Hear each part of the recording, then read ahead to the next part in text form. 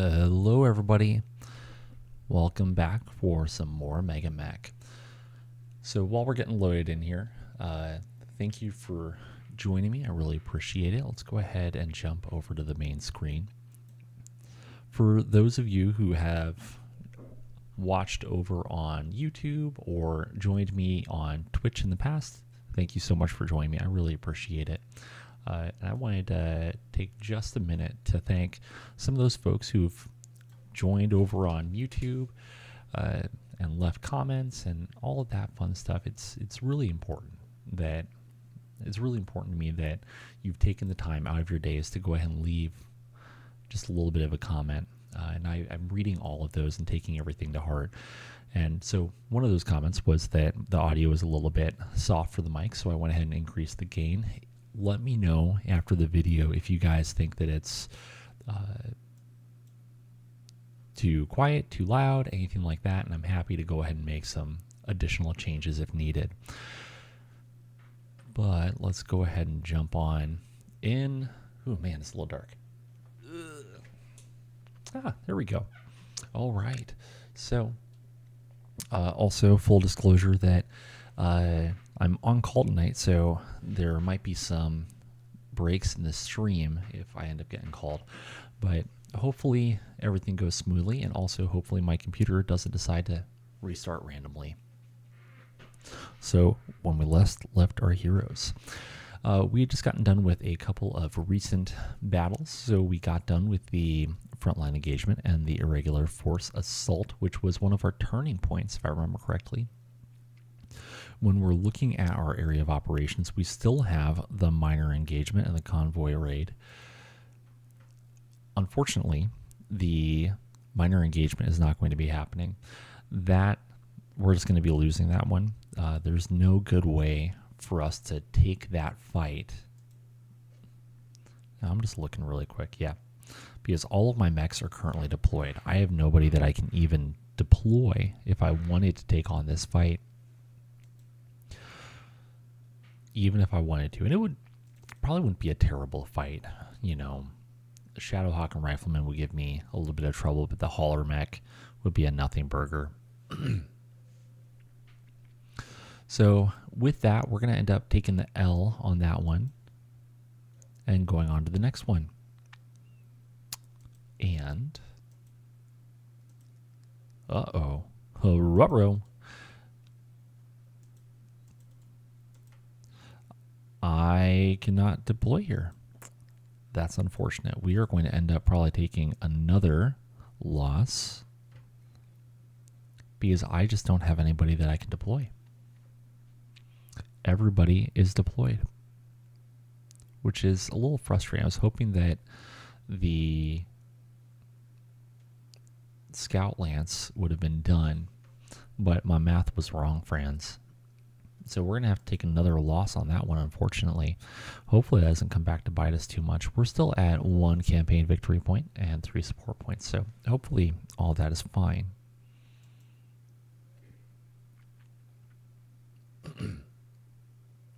So with that being done, Able Lance returned, Charlie Lance returned. So our primary engagement Lance is here, as well as our Scout Lance being back. My MekTech is still going insane, which is so wonderful. And then we did some maintenance on things. Let's go ahead and go over to the repair bay and see what we need to do. So not a lot to do. There is a little to do on this Warhammer. It took a smack to the right leg. Fortunately, we're in a maintenance facility, so everything should be pretty easy to do, actually. Oh, interesting. Interesting. So let's go ahead and work on some of our techs here and work on giving them the opportunity to get better at their jobs.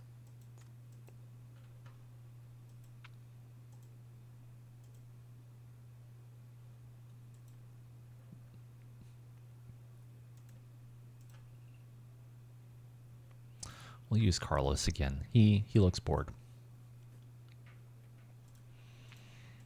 Now, the one thing I don't want Carlos to do is I don't want him to repair this right leg. I do want to make sure that that gets done on the first go, because if you mess up a joint repair, then that gets very annoying very quickly, because a lot of times you have to just completely take everything off, replace the actuator that's jacked up, and then you put everything back on. It ends up being a lot more work. But we can use a regular tech. And you know what? This guy, it's his mech. He can fix it. We'll go back to Carlos and let him do something.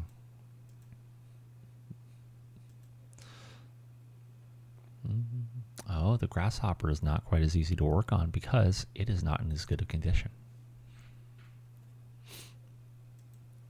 That's okay. We'll give our other mechs a chance to do their job.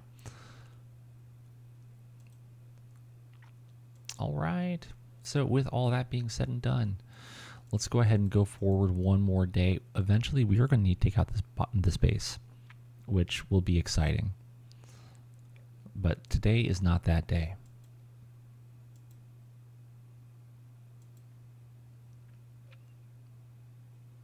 So let's go ahead and give it to the next month, and then we can consider going into that base. And Happy New Year, friends. Nobody wants to leave. That's pretty great. Happy New Year. Yay. Here's to a great year ahead. Okay. So Corporal Peter Wright, our admin transport, I got word of another auction happening. It's a Locust up for grabs. Might be worth grabbing. Could be useful. It's a light mech. It can be useful, especially if one of our other light mechs gets jacked up just a little bit. I think 2 support points would be good to bid. You know, it's not enough that I would care too much about it. We can consider doing more, but I don't want to do all of my support points. All right, good news. Our bid was successful. We secured the Locust, and the chassis is in better shape than I anticipated. A few systems will need tuning, and parts of the frame look like they've seen some wear, but nothing the techs can't handle. I'll arrange transport immediately. We should have it in the hangar within the next 1 day. Let me know if you want to assign it to a specific pilot or keep it in reserve for now. Understood. All right. Corporal Lila Casoli is the support person of the year. Good job. She gets 5 XP and 1 edge. Congratulations. We'll issue that award. So I really do like this in the new patches. I think that it went live in 50.07, which is the current live patch. But for sure, in the nightly that I'm using, this is about a 1-week-old nightly. They have these standings for each one of the factions or each one of the houses, which I really like. And so standing in the Lyran Commonwealth decreased by 0.38, so still unaccredited. Standing in the Mercenary Review Board has decreased a little bit. Standing with the Draconis Combine has increased. Yay! Go us. Lyran Confederacy, I'm betting, went down just a little bit because... Oh, I actually have no idea. They're the ones who hired us. Maybe they're unhappy with what we did. All right, no special event. Locust was added to the things. We have been credited 338,000 C-bills. This contract is paying kind of crap, but that's okay. We need to get some reputation behind us. And then let's go ahead and take a look to see what's on the unit market for right now. Not much. There's a Crusader. Crusader heavy mech, 65 tons. It's a 4.6 with 10 heat sinks. It's got a couple of SRM-6s, a couple of LRM-15s, a couple of machine guns, and a couple of medium lasers. This particular variety, it just doesn't have the heat sinks. If you dump both of your LRM-15s, you got to be standing still to stay heat neutral. If you're up close and personal with somebody, sure, you can dump your SRM-6s, but you can't do it at the same time that you dump your medium lasers. Not my favorite. The Dervish, these are fun, in my opinion. So medium mech, it's a 55-tonner, 4.63. This one isn't the best. Oh, sorry, guys. Hold on. A little bit of break time.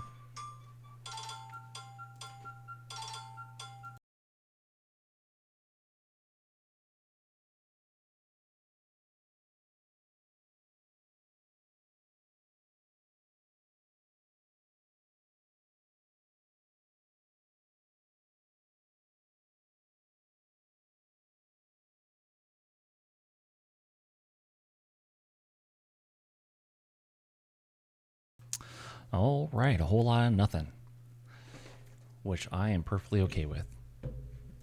So for those of you just joining, there might be a couple of unintended breaks throughout the session today. I'm just on call, so I might be getting a few calls throughout the day. All right, so the Dervish, another missile boat 463, not my favorite version of this mech. It's got a couple SRM2s and a couple LRM10s. Not the best. Yet another Stalker up for sale, and a Wasp, which are just the most adorable little lightweight mechs.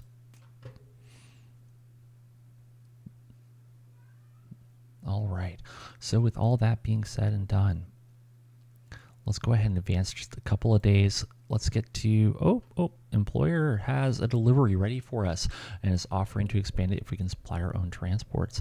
They're offering an estimated delivery of 16 tons if we can provide our own vehicles, otherwise just 4 tons. We have 20 tons of space available. Let's go ahead and use our convoy.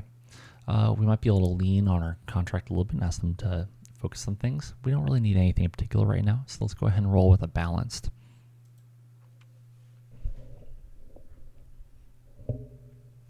All right, and it's going to cost us our entire monthly salary for the most part. But that's okay. So we get some AC2 ammo and a few other things, which is fine. We're going to be resupplied, and we're going to have the things that we need for the most part. Our Locust was delivered. Let's see if it is mothballed. Yep, it's mothballed. So let's take a look at it. Locust, a little 20-ton mech. It's got 812 movement, 10 heat sinks. It's got a whopping 33 internal structure and 64 armor. Most of that is on the torso, as you can imagine. So center torso is 10. Both the other sides of the torsos have 8 individually. Fortunately, it actually armors the head a tiny amount with 8 armor. It still can't take an AC-20 to the head, but it can at least survive an AC-10, barely. And it carries a couple of machine guns and a medium laser. The place where I love to use Locusts is if I know I'm going against infantry. They can run up, they can unload a whole bunch of machine guns into the infantry and run away. But mech on mech battles, not ideal. Not ideal in the slightest. Oh, I forgot to repair these guys. Oops. All right, let's go ahead and do some repairs on our medium mechs, or our medium lance here. We'll keep on working on Carlos. He looks like he needs the love. You still got some time. So we'll do that. 56 minutes, enough time to do that. All right, Frankie, don't let me down. And for the Gladiator, Matten can do this, not a problem. Oh, see, this is nice. When you roll a 12, they should be getting an XP with that. All right, so repairing the left arm, I don't want him to do that.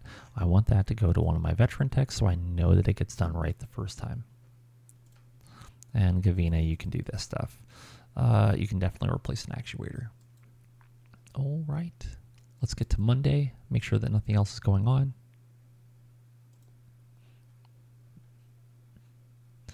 And with that being said and done, let's go ahead and think about attacking the hostile mech base, because that is one of our objectives. Capture or destroy a designated facility at 0404 on Sector 0. We only have one sector that we can play in, Sector 0. And then 0404 is the hostile mech base. So I think we probably just need to go ahead and have our Able Lance come down here and deal with this. Now, let me just double check one thing here. So in Able Lance, that is our Stalker, Thunderbolt, Grasshopper, and Warhammer, which I think is a pretty decent mix for right now. Having 2 Warhammers is a little excessive. All right, and let's go ahead. Manage deployment. Able Lance, send it. Can't have any extra bonus people, so... And this is determined by the force commander's leadership. So the better their leadership, the more BV that they can bring with them in addition to their own assigned mechs. And I don't know if this is still the case, but it used to be that the commander's leadership also determined how large of a lance you could bring with you in total, or how many mechs could be assigned to a lance. All right, so let's go ahead and take a look at the briefing room. Mech base hostile, destroy. So Able Lance is assigned. The pirate base has a light flak turret and a light missile turret. The Op 4 has a Wasp, an Assault, and a Vulcan. And then Pirate Mech Garrison has a Valkyrie, Firestar, Buster, Hauler Mech, and a Crusader. So what are we doing here? A hidden enemy-controlled facility has been identified for destruction. This installation is too valuable to remain in enemy hands, and its defenders must be eliminated to ensure it is no longer operational. Your mission is to destroy at least 75% of the defending forces. This is not an occupation. This is an eradication. The priority is destruction, not capture. Do not concern yourself with securing the facility. The enemy will fight to protect this installation, but their defenses will crumble under sustained pressure. Crush their forces, level their defenses, and ensure that when this battle is over, the facility is of no use to anyone. The victor will control the field of battle at the end of the engagement. If the facility remains salvageable after the assault, we will destroy it. The enemy will be left with nothing but ruins. Execute with overwhelming force and leave no doubt who owns this battlefield. The facility is defended by an additional force of enemy mechs. Destroy or cripple all designated turrets. Capturing the facility will allow it to be destroyed as well. Destroy or rout 75% of the defending forces. This includes Pirate Mech Garrison and Pirate Op 4. So we need to kill the Pirate Mech Garrison and Pirate Op 4. So these 7, we need to destroy 75% of them. So effectively, again, if you haven't seen this before, there are a lot of ways you can think about destroying 75% of something, and this is more of what you want to do. You could say destroy or rout 75% of the defending forces. Okay, that's 75% of the BV. Or you could say 75% of the number of things that they bring. I prefer to think of it like that. I prefer to think of it as you bring 8 mechs to the fight, and I need to destroy 75%. Okay, I gotta destroy 6 mechs. That's how I think of it. But you are welcome to play your game the way that you want to play it. All right, and then leave intact the following force and units to be able to take control of the facility. Pirate base defenses, crippled turrets are considered intact for purposes of this objective. So we don't have to destroy the base defenses. If they are still intact and we finish our other objective, which is destroying or crippling 75% of the Mech Garrison and the Op 4, then we take control of the sector. We just automatically destroy the turrets, essentially. Or we can destroy the turrets. Choose your own adventure, I guess. Well, neato. And this battle will happen in 3 days on January 8th. So let's go ahead and advance a few days and see what happens. All right, scenario is today.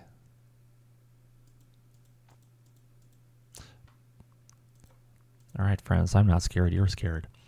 So we do come in with a BV advantage, and as long as we can push the BV advantage and isolate some of their mechs, we should be totally fine. We shouldn't have anything to be concerned about. Let's go ahead and start the game. All right, this just reiterates the thing that we already spent some time reading about. Reactor online, sensors online, weapons online, all systems nominal, commence drop. Let's go. And then we wait. I do feel like in the nightly that I'm playing, it does take longer for MegaMek to load up when you do start a game. So I'm hoping that when 50.10 comes out, I'm hoping that it's just going to be a little bit more efficient with loading into MegaMek. And so I talked about this a little bit on a comment on YouTube, but the plan for this campaign is going to be to continue it until the developers of MekHQ and MegaMek release version 50.10. As soon as they release 50.10, I'm probably going to go ahead and kind of shutter up this campaign. We can always come back to it later. And we're going to start a new campaign. I've got some thoughts because I want a nice end objective that we can go to. All right, everything looks fine. Everything looks good. We are starting in the east. Everybody else is starting in the center. Let's go. So I've got some ideas for what to do for that campaign and for some end objectives, because it's always nice to have an end objective that you're shooting for. All right, so we've got some initiative. We roll a 9, they roll a 9. So overall, we won.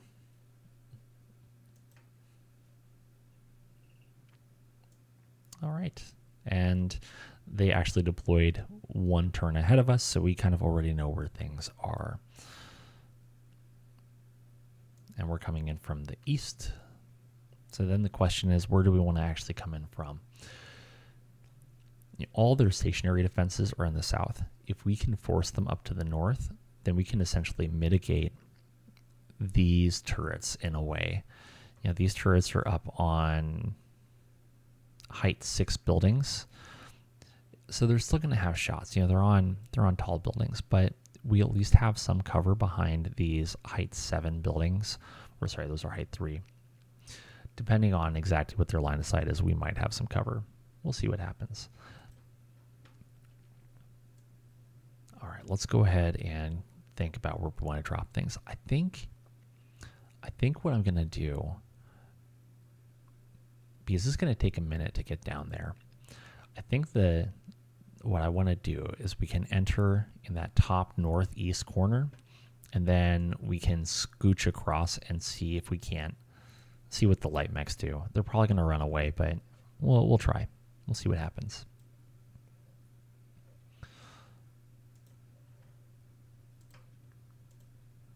Fortunately, they can't actually run too far away from us. Even if they run away off the map, it still works out for us. And if they don't want to run away from us, that's fine too. That's okay. We'll shoot them in the face. We have a PPC for that.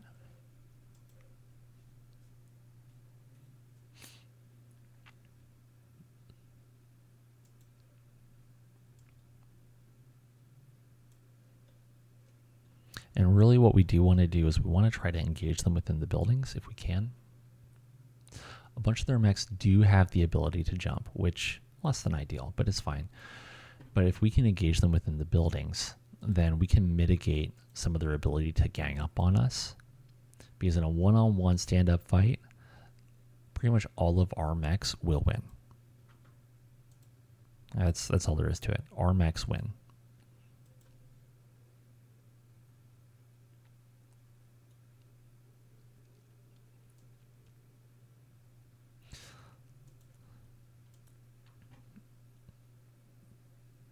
And even right now, almost no matter what they do, it doesn't really change what I'm going to do right now. It's not until we get a little bit later into this fight that it's going to matter a little bit more. But that's interesting.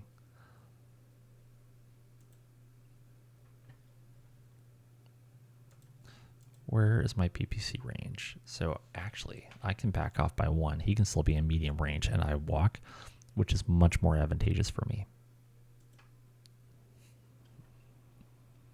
Not much, but it's still advantageous.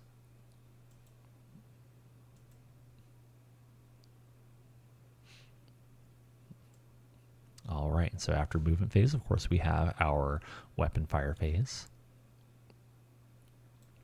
So for the Stalker, we have 9s for our LRMs. I'll take that all day. Large laser, it is in long range, but it's 11s. So I think, why don't we just do a couple of LRMs to... Do I want to do the Valkyrie or the Vulcan? Probably the Vulcan.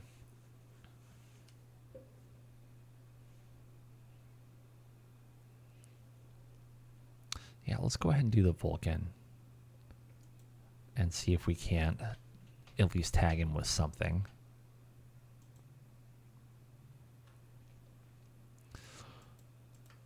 And then let's see if we can't get the Vulcan again. It tends to hit with the Thunderbolt, but I think that we'll go ahead and try it. It'd be 12s on the large laser, not worth it. Not worth it to get hot rain. Well, it'll be neutral. Energy is free.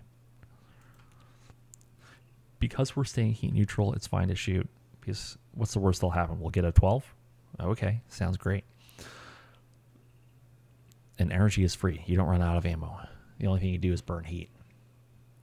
All right, so PPCs, it's a 9 to hit the Vulcan. We don't want to get super hot, so just one PPC will be fine. And then for the Grasshopper, it is 11s for the large laser and 9s for the LRM. So why don't we go ahead and do the LRM? We have plenty of heat left to spare, so we can go ahead and do the 11s, and let's see what happens. Kerpow. All right. Wasp decides to uproot a tree to use as a club. Neato. Flak turret fires a couple AC2s and misses. Stalker fires his LRM-10 at the Vulcan. Hits. Glancing blow due to the narrow low profile. We do 5 damage to the right torso, 1 damage to the center torso, doing a crit, but no effect. The other LRM misses. The Valkyrie fires, misses. Thunderbolt fires and misses with the LRM-15 and a large laser. Vulcan fires this little AC2, rolls a 12, and I get 2 damage to the Stalker's right arm. Warhammer misses with his PPC. The light missile turret misses with a pair of 8s, and then the Grasshopper misses with everything as well. Lots of fire going around, but not a lot of hits. Everybody is heat neutral. And we lose initiative hard. So let's go ahead and keep on closing the distance. The faster we close the distance, the better off we're going to be.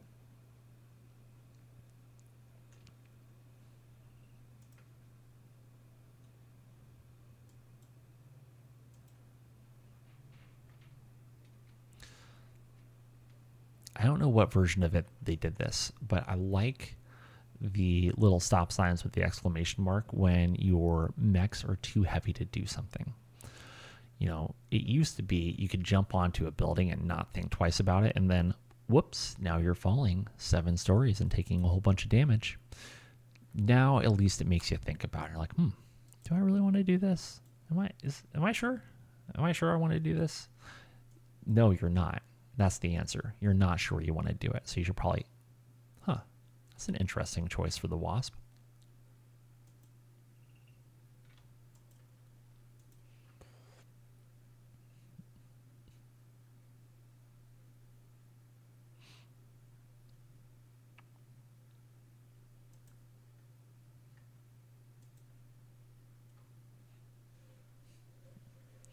That's very interesting that they are also closing the distance. I'm not going to complain, because at that range, now suddenly we're able to do some very mean things to them. So Firestarter, it is pretty much just lighting everything on fire with its flamers and a couple of medium lasers. There's not a lot it does to stay cool, and we're at max range for pretty much everything. Let's go ahead and help it get a little toasty. Actually, let's not do the large lasers. Let's do the SRM-6s. That'll be fine.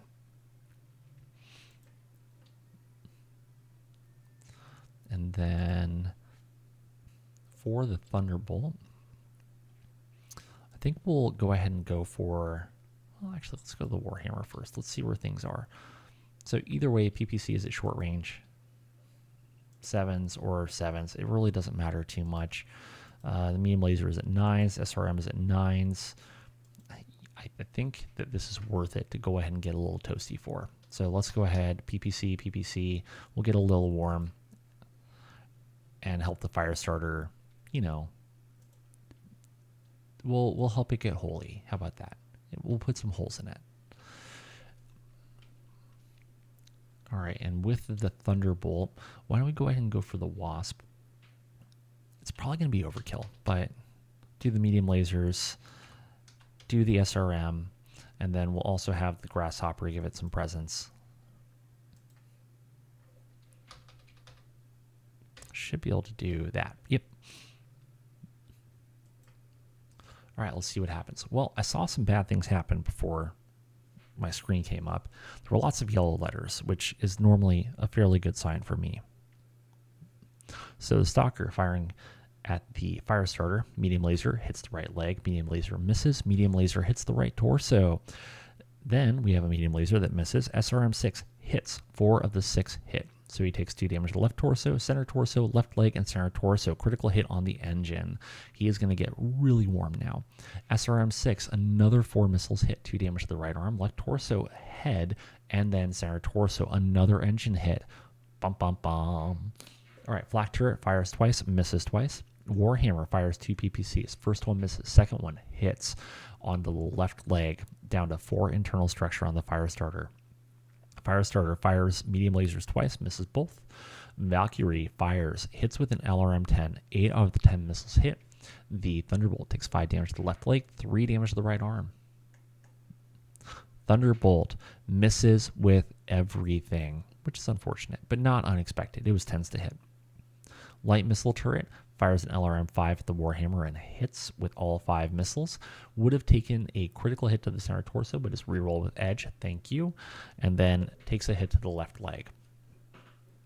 You know, it's funny. I was watching the stream for Odysseus Legion the other day, and he had one of his pilots, like second turn of the game, just takes an AC-20 to, it's either an AC-10 or an AC-20 straight to the head, and just took the head off the mech.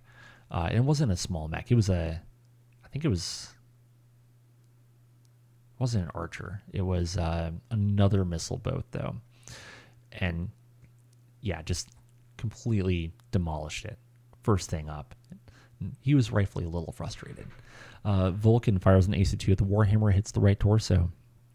Grasshopper, medium laser in the Wasp, hits the right arm. Critical hit on the upper and lower arm. Another hit into the right leg. Medium laser into the right arm. The right arm is gone. Transfers to the right torso. Down to 3 armor. Another hit into the right torso with the medium laser. Down to 3 internal structure. And then, what's really neat is another hit into the right torso with the large laser. And 5 damage goes to the center torso because the right torso no longer exists. The right half of this mech is doing kind of poorly. And then the Wasp fires medium laser, misses, fires an SRM-2, misses. The Buster Hauler mech fires an AC-5 and an LRM-10. LRM-10 hits with 6 of the 10 missiles into the center torso and right leg of the Warhammer. Wasp takes more than 20 damage, falls into the left side, takes 2 damage. The pilot does not take any damage. Firestarter also falls, and it falls backwards, taking 4 damage to its right arm. No armor remaining there, but the pilot takes 0 damage. Friends, do not charge a bunch of heavy and assault mechs in light mechs. It's a bad idea. All right, so not a whole lot to do in terms of physical attacks, so we'll go ahead and skip on through that. The Warhammer's at 3 heat. Everybody else is heat neutral. Firestarter's up to 12 heat with those 2 engine hits. So it's going to be gaining 10 heat every turn, if I remember correctly. And that's just by standing still. All right, we roll a 6, they roll an 11. We lose initiative. As a reminder, for those of you who don't know, if you lose initiative, you go first, which might seem counterintuitive. But if you are going first, then it is much more difficult for you to respond to what the enemy is doing because you already moved. So we'll have the Thunderbolt move forward just a little bit here. You know what? We'll risk it.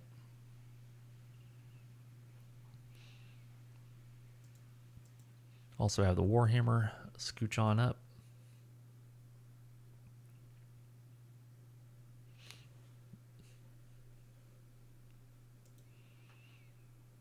It's possible that Firestarter might get up and roll around to the backside of the Stalker. I'm not worried about it, honestly, because we can just rotate, and the Firestarter probably will not be much longer for this world.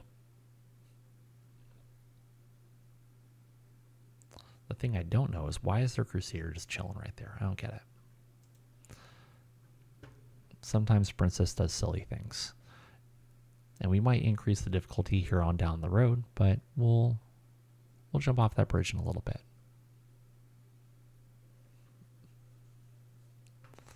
All right, so the Wasp successfully gets up, so does the Firestarter. They are kind of running away. All right, now what are we to do? So it's a 4 to hit the Firestarter, a 5 to hit the Wasp. I think that we're just going to have the Stalker shoot at both of them. So we're going to send half of our armament at the Firestarter, half of it at the Wasp.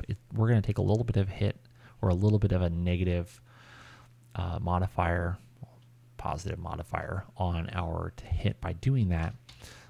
I really don't think that we need to just go gung-ho with everything for these guys. Plus, it's still a 6 to hit with it being a secondary target. It's not a huge deal. We still hit the majority of the time. All right.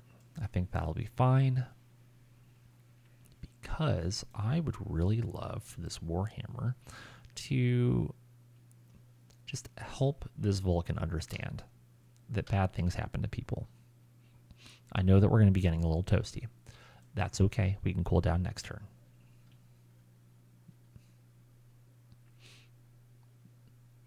So now the question is, do we help the Stalker deal with our two friends up here? Or do we just really make the Vulcan have a bad day?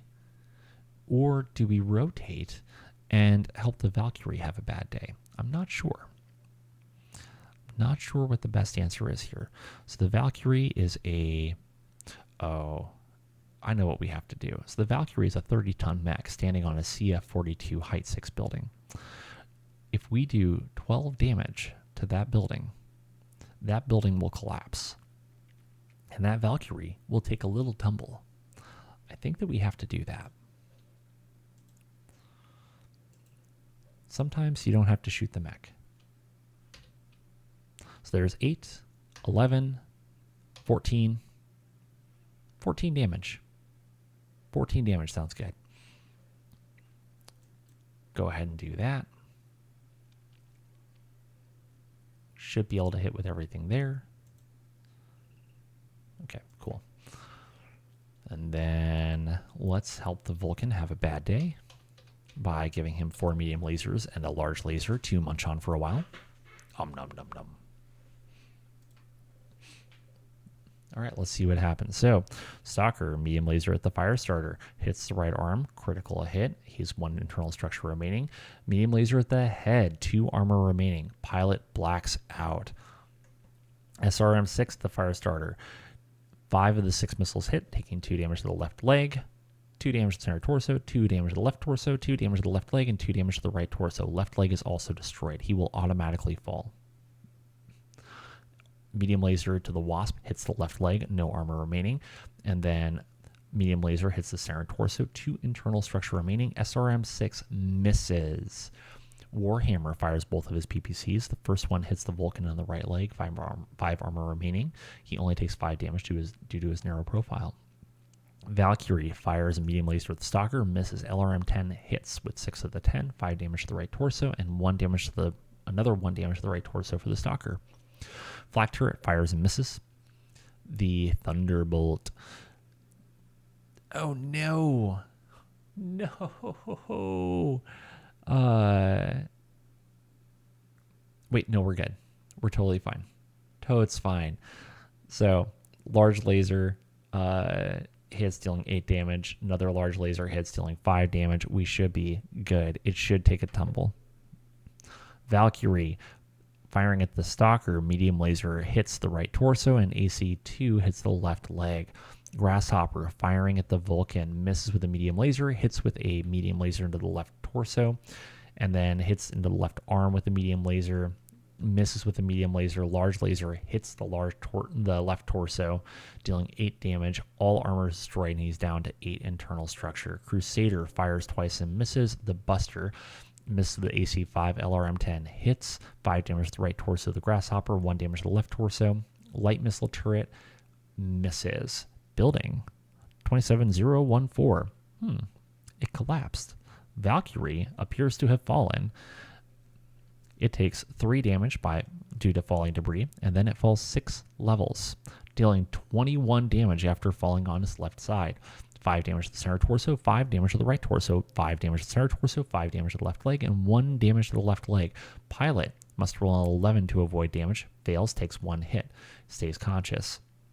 Also, the Vulcan took more than 20 damage, has to make a piloting roll, succeeds. Firestarter automatically falls, taking some more damage to the left leg and the left torso rear. The pilot is currently unconscious and cannot avoid the damage, takes an additional hit for a total of 3 hits. Off to a great start.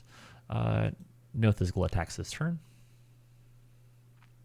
Thunderbolt's at 1 heat. Warhammer is up to 6 heat. Firestarter is at 15 heat. It's going to start... Actually, it's going to stay heat neutral because it can't burn off all the heat from its engine.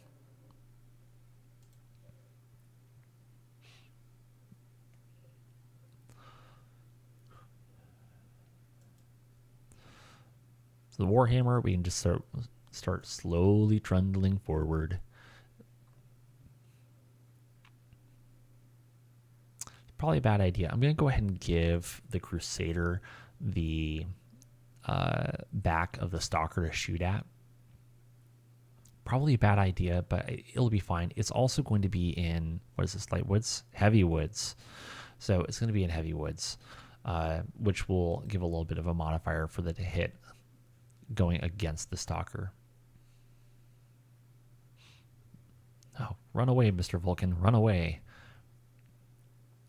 So he is at a height 3 building. That's not worth it. It's going to take like 35 damage, 38 damage to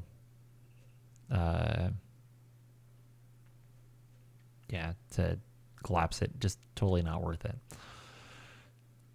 So from here, what do we do? Well, we can either disengage and go around, or we can go straight through. I think there's nothing to it but to do it. Let's go straight through.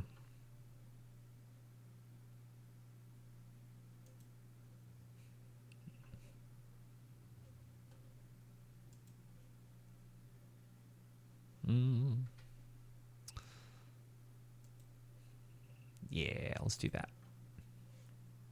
All right. Valkyrie is trying to get up in the rubble, fails, falls, hits center torso, no armor remaining, critical hit with no effect. He also takes damage. He is up to 2 hits, but he does stay conscious. And then he needs a 6 to stand up, and he succeeds this time.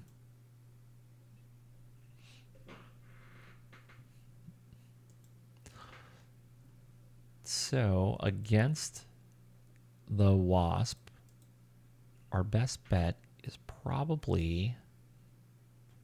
You know, it's unfortunate that it's 9s for both of them, and kind of disappointing. It's actually, we have a better shot to hit with the LRM 10s. So I think maybe we do both the LRM 10s. And so we're going to shoot at the Wasp, because the Wasp can run away. You know who can't run away? The Firestarter. So LRM. I'm tempted to just leave the Firestarter alone because he's not running away. And at the end of the battle, we're going to be able to take him as salvage, but I think that we might have some better options available for us. And then we'll just risk it for the biscuit. Why don't we... no, we'll do the medium lasers. And that gives us a good amount, a good chance to actually hit the guy. So unfortunately, our Thunderbolt doesn't really have shots on much of anything. Can you hit? Nope. And wait. He can. So we'll go ahead and shoot a couple of times at a light missile turret and see what happens. We might get lucky. All right, a single PPC should be adequate to fire at the Buster. Fortunately, the Buster won't take a lot to disable. Any of those industrial mechs will just kind of explode at the drop of a hat, because they don't have the stabilizers, the stabilizing materials for their fusion engines, so they just kind of explode. See, this is why I love grasshoppers. You fire with everything every turn, and it makes you feel good. All right, let's see what happens. Light flak turret, AC2s, both of them hit against the Warhammer, doing 2 damage to the right torso and 1 damage to the left torso. They are firing flak ammo, so not as detrimental necessarily. The Ossaul fires a large laser at the grasshopper, hitting, but goes into the left leg, which is in cover, so doesn't take any damage, but he just damages the building instead. Fires another large laser, misses, and misses with a medium laser. Stalker LRM-10 at the Wasp, hits with 6 missiles. Left arm pretty much goes bye-bye. Left leg is still there, but barely. LRM-10 misses, and then all of the medium lasers also miss. That is unfortunate. It kind of makes me sad. Thunderbolt fires against the hardened building. Does some damage. LRM-5 jams, which I'm okay with. That means they should not be able to fire that LRM-5 probably for the remainder of this battle. Light missile turret fires 2 LRM-5s. One of them does hit the Warhammer. He takes 3 damage to his center torso. Warhammer misses with the PPC against the Hauler Mech or against the Buster. Wasp fires an SRM-2 and misses. Buster misses with everything as well. Grasshopper against the Ossaul. 1, 2, 3 of his medium lasers hit against the right arm or right leg and left arm, and then the large laser hits the center torso. The Wasp needs to make a check. He has had a lot of things go wrong for him. Most of all, he lost the center torso. His mech doesn't exist anymore. It is currently destroyed by damage because he no longer has a center torso. The pilot does not. He fails to make a check and takes the damage.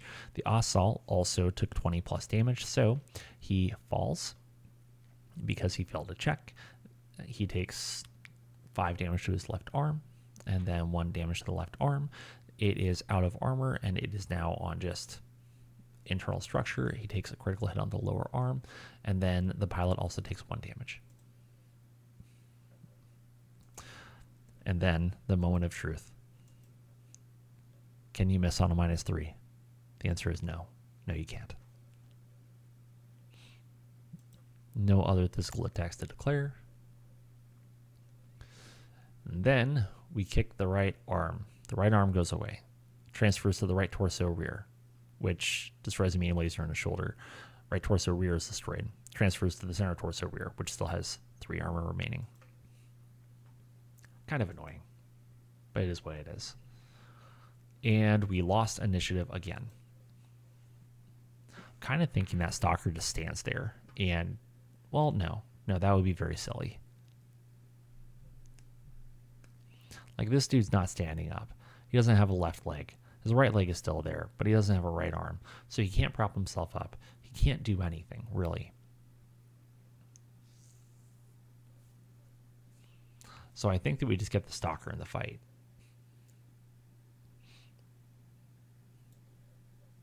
And the best way for us to do that is for him to turn and come down, I think.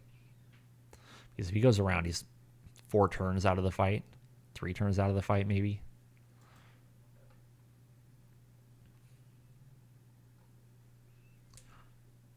All right, so the bridge is a CF-85. This is a 65-ton mech. So we can step on the bridge and not hate our lives.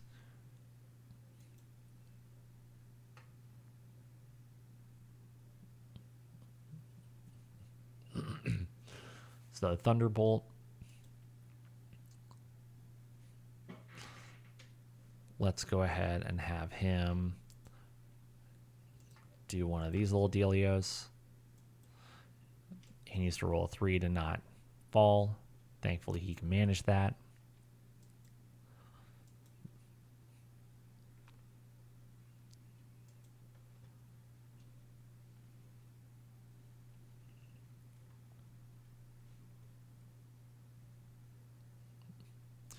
All right, and then on to the weapons fire.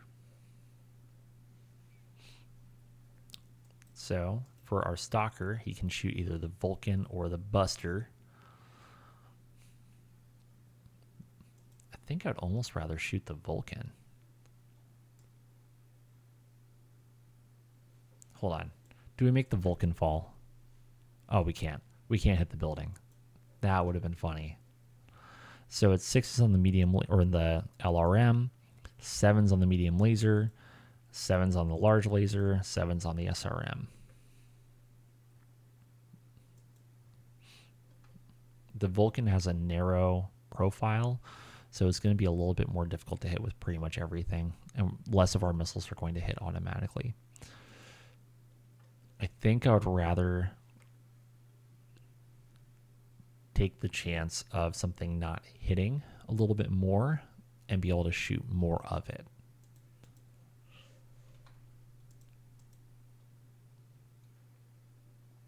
And we'll go ahead and get just a little warm, I think, and do that. We'll get very warm. Yeah, good and warm. Now, the moment of truth. Who does the Thunderbolt shoot at? Does he shoot at Buster, or does she shoot at Valkyrie? I think he shoots at Valkyrie because we need to get guns out of the fight. And that's going to be probably the easier thing to get out of the fight. But unfortunately, he jumped, so he's going to be harder to hit. Versus like a 5 to hit against Buster. That's not bad. We could twist and potentially hit the Vulcan. Nope. Wait. Yes, and potentially hit the Vulcan, and that wouldn't be too bad. I'm tempted to do that because the Warhammer is going to be able to shoot at the Buster, and then Grasshopper can shoot at the Ossaul. I think let's do that. So we'll go ahead and give some gifts. Merry Christmas. Happy New Year. It is January after all in the game. Oh no. We can't shoot Buster. Oh no. It's terrible. I'm a dum-dum.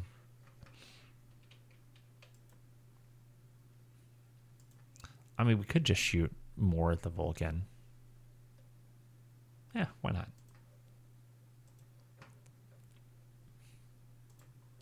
What else are friends for? Okay, so let's unload at the Ossaul. It's forced to hit on everything. I think that we should be able to hit with most things. Let's see what happens. Stalker fires a whole bunch at the Vulcan. Hits with a medium laser. Hits with a medium laser. Hits with a medium laser and hits with a large laser. So overall, not doing great. Valkyrie fires and misses. Thunderbolt only hits with a medium laser on the right leg against the Vulcan. Ossaul fires, hits against the Thunderbolt with a large laser into the left arm, and then also hits with a medium laser into the right arm. That right arm is down to 12 armor. Left arm is also down to 12 armor. Warhammer fires his PPC at the Vulcan, hits on the right torso. Section destroyed, the right arm is completely blown off, as well as causing a critical hit on the right jump jet. Buster fires AC-5 and LRM and misses. The Grasshopper fires the Ossaul and hits with all the things. All the things. So right torso, center torso, right arm, head, and then the large laser goes into the center torso. Center torso is down to 1 armor remaining. Light missile turret misses. The Vulcan misses. Vulcan needs to make some checks and fails. So it falls, taking 4 damage to the right arm, right torso, and center torso. The center torso is all out of armor. The pilot does avoid taking damage, though. Ossaul needs a 7, rolls a 7, does not fall. Boop. Okay. No significant physical attacks to declare here. So Stalker is now at 6 heat. Thunderbolt is at 1 heat. And finally, we win initiative.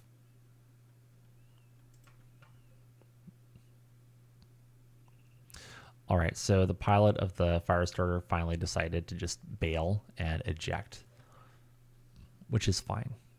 I mean, he wasn't doing anything anyways. Okay, so the Stalker can just come down and turn. Not a whole lot to do there.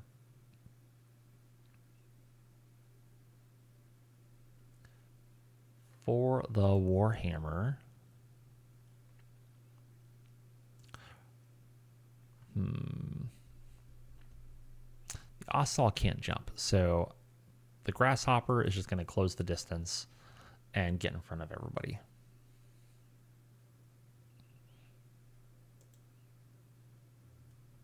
Then that allows my Warhammer to come down and at least look at the Valkyrie, maybe, unless he jumps away like he's wont to do, like that. But that also leaves Buster and the Ossal open for the Thunderbolt. So, Firestarter, destroyed by ejection. Our buddy needed a 13 to land successfully. We don't have that many dice, so he blacked out.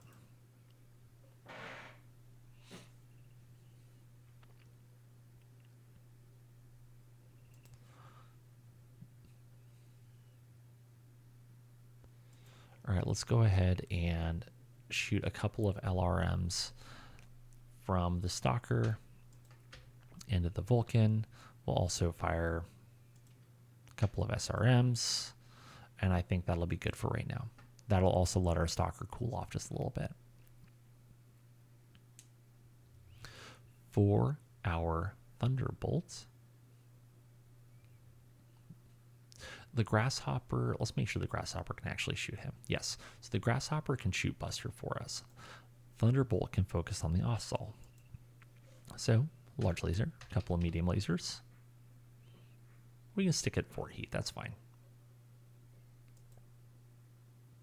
I kind of want to go to 6 heat. Yeah, let's do it. Yeah. We can go a little over on the heats. So Vulcan, 5 to hit on the PPCs. I think that's reasonable. And then a couple of medium lasers just for good measure. And then we'll let the Grasshopper go ahead and just do all the things with 3s to hit. I'll take that chance. All right, so Stalker firing at the Vulcan. LRM 10 hits 3 damage to the center torso. Other LRM 10 hits. 6 missiles are hitting against the right torso and then the center torso. That center torso is hanging on by a sliver with 1 internal structure remaining. However, that SRM 6 finishes it out, dealing 2 more damage to the center torso. The Vulcan is destroyed because it has no more center torso, nothing holding it together. The flak turret misses with 1, hits with 1. Stalker takes 1 damage. Ossal is also hanging out and fires and hits with a couple of medium lasers against the right leg of the Thunderbolt, down to 19 armor. Thunderbolt fires the Ossal, destroying the right arm with the heavy laser, or the large laser, and then also hits with 2 of its medium lasers against the left torso and the right torso. And the SRM-2 also hits against the left arm, as well as that's it. Buster misses at pretty much point blank. Oh, no, he was firing at the Stalker? Really? That seems silly. Warhammer, it doesn't matter. The Vulcan's already gone. Light missile turret hits with this LRM-4. 4 missiles hit the Stalker in the center torso. It's down to 32 armor. We should be okay. The Grasshopper hits. It managed to miss a 3. It rolled. It rolled a 2. It rolled a 2. This is not golf, friend. So hits with 3 of its 4 medium lasers against the center torso, right torso, and right torso. Also hits with a large laser against the left leg. 2 armor remaining, but also takes a critical hit on the hip. Ossal took over 20 damage and stays standing. Buster took over 20 damage and falls. Falls, dealing 5 damage to the right leg. And then the pilot also fails to avoid taking damage, so he takes 1 damage. Needs to make a roll so that his engine doesn't stall, and fails. Engine has stalled. So he is currently immobile. Makes it a lot easier to kick you in the face. All other physical attacks can be ignored for right now. Oh, that's unfortunate for him. So needed a -3, rolled a 2. That's a hit against the head. Dealing 13 damage against the head. Head is blown off. Pilot is dead. No head. No good.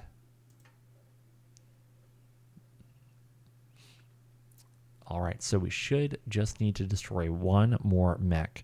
One more mech, and then this battle is ours. I think that we should probably just focus down that Ossol. And we win initiative. Kind of. The base defenses technically beat us out.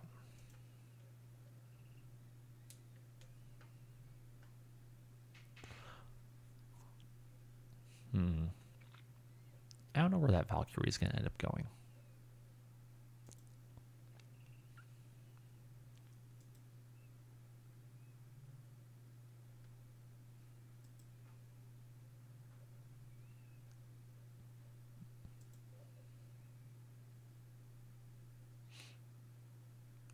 What I foresee happening is this Ossol trying to back around the building like this. If it was a kind of a human, then I would really expect that, but alas.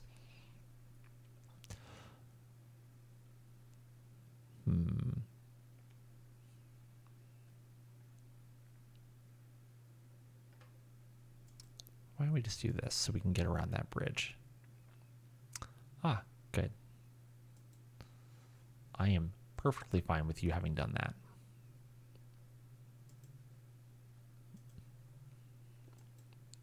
Here's to hoping we roll a 3, and we did. We did. We rolled a 4.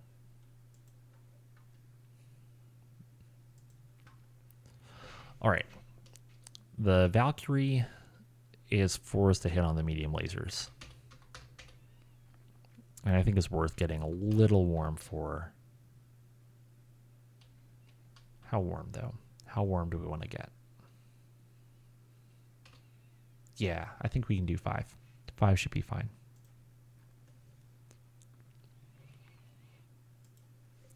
Okay, so at medium, short, long range, machine guns are free. We do the machine guns. And then we can do a large laser. And if we do the SRM, then that'll just put us at 3 over, and I think that's fine.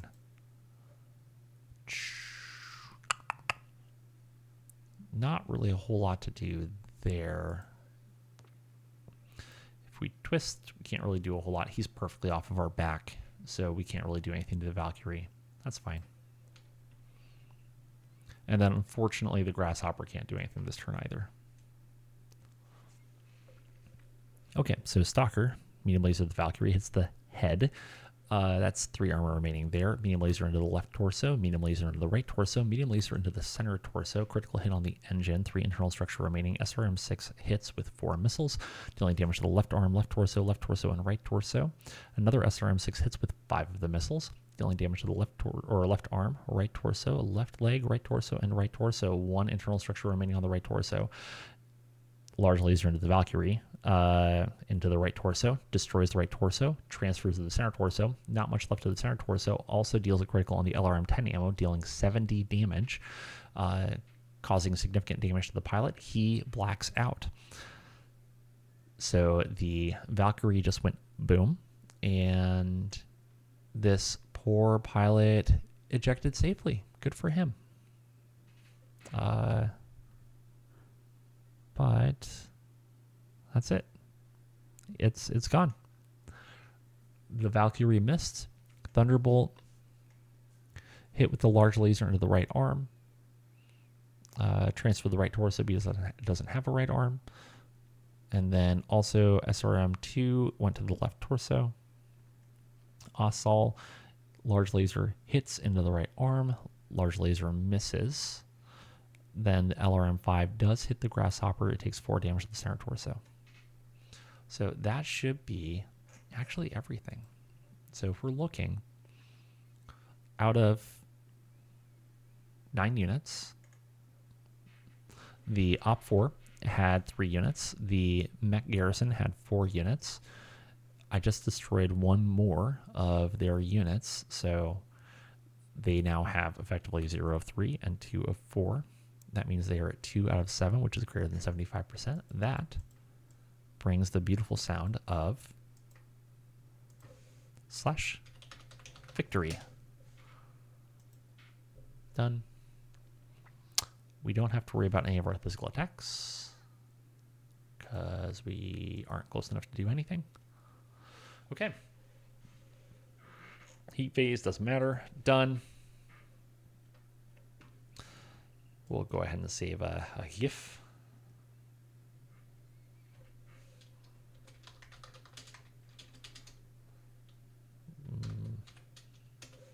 And then MegaMek's doing weird things. So I'm going to go ahead and save the salvage here.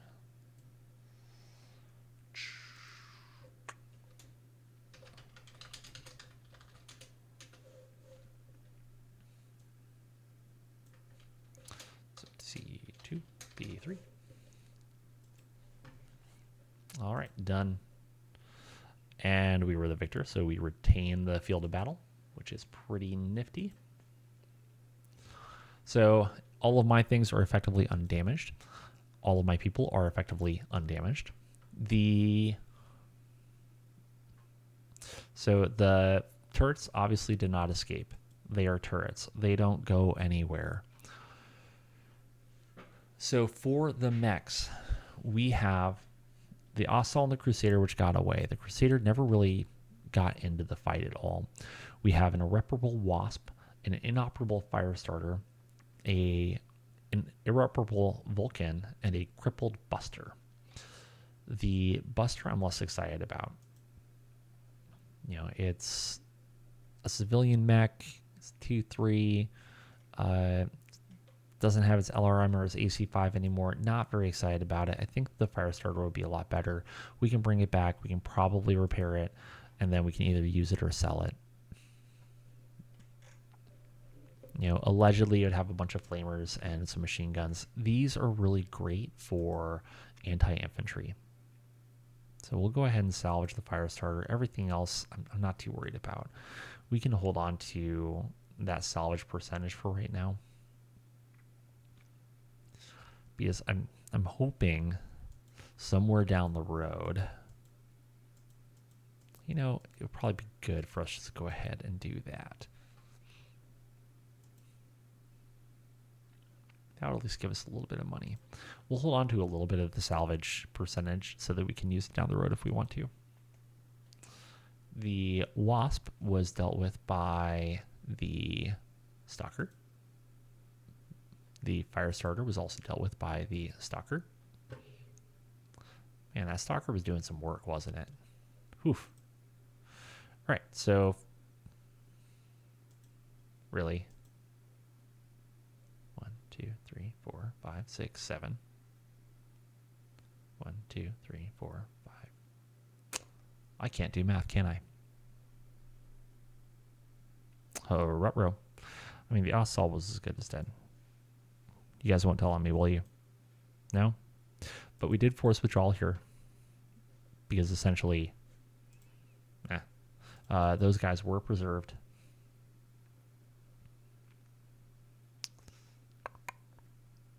So, yes. Should be good there. All right, so we have ourselves a victory. We have a scenario victory point. Life is good. Polecat got 4 pilot kills this time around, so they get 3 XP from their Bronze Star. Congratulations on your happy little award. And then that's about that. So we got a little bit of money. We get a new mech. Overall, I think that this has the potential to do good things. At the end of the day, it's also nice just to be able to get some XP for our techs.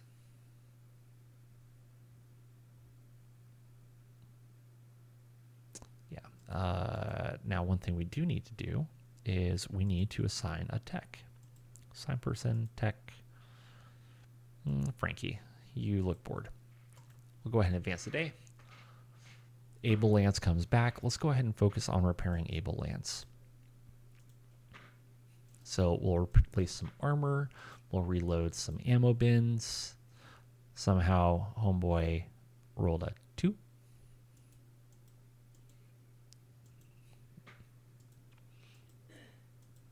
And then we can go ahead and replace some more armor. Refill some ammo. Carlos can do one more. And then we can go to Frankie. Frankie can finish up everything else. And there we go. We are in a good spot. So in our area of operations, we have completed 2 of our 4 required objectives. We are at 1 campaign victory point right now. Hold on. Shouldn't we be at 2?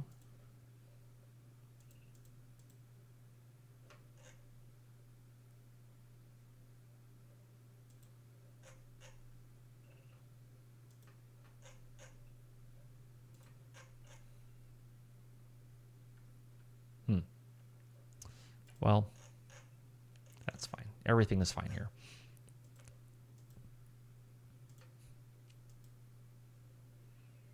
So some maintenance happening, some more maintenance happening. We're going to give it about 1 to 2 weeks to let people relax a little bit. Token.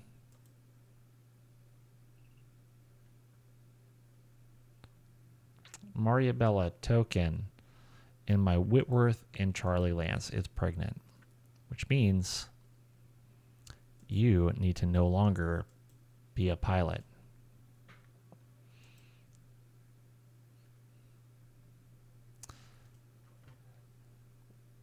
How much XP do you have? You have 8. You have 8 XP. Can we teach you a support skill? No, we cannot. So right now we're just kind of stuck. She's going to sit there and do a whole lot of nothing because she's pregnant, which is fine. You know, good for you. But it's always a bad move to send the pregnant woman out into battle and then have her, you know, get shot. Nobody likes that very much. All right, so Cora Wordy delivered a baby girl 3 kilograms, 3,000 grams. Labor was prolonged, and we had a brief scare with fetal distress, but everything turned out fine. Cora is already talking about how the kid's going to be an officer. Poor thing doesn't know what she's in for. You know, very common things. You know, prolonged labor, a little bit of fetal distress, category 2 tracing, no big deal. We just move on through it, and then baby does great. You know. Maybe a little bit of blow by for a second, suction them out. Fantastic news. I'll be down shortly. All right. So delivered. Wordy has been, Mizao has been added to the personnel roster.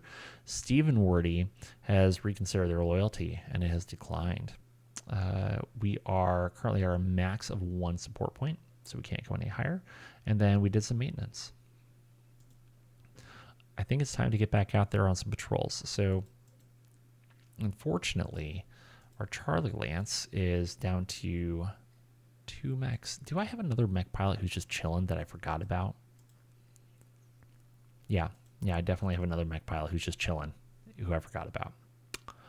Oops. That's a big oops. So let's go ahead and let's assign him as pilot, mech, light, or medium. Let's do the Whitworth. He can go back into the Whitworth. So at least we have 3 mechs that can play here.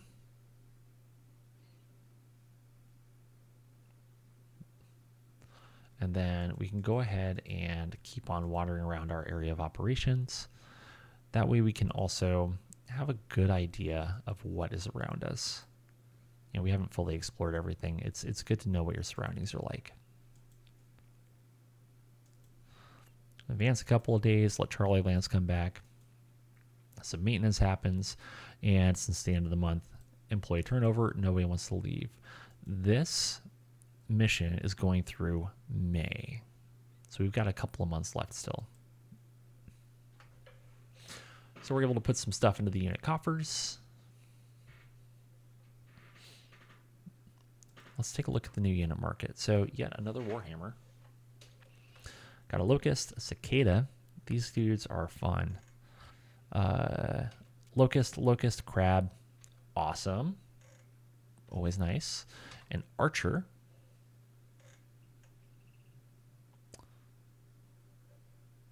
A Griffin and an Ostrock.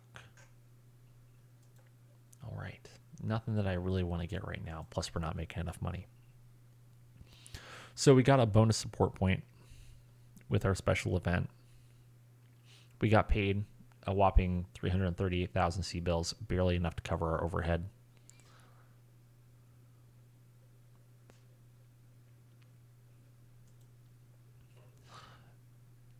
And honestly, at this point in time, I think we just need to decline the resupply. You know, we're losing money at this point in time, so we'll decline the resupply. It'll be fine.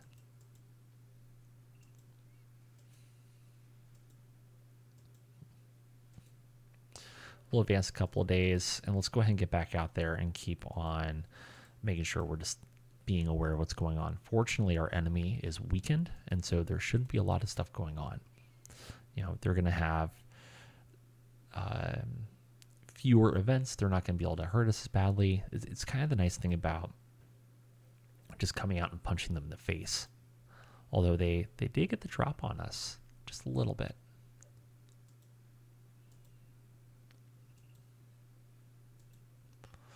So lots of maintenance happening.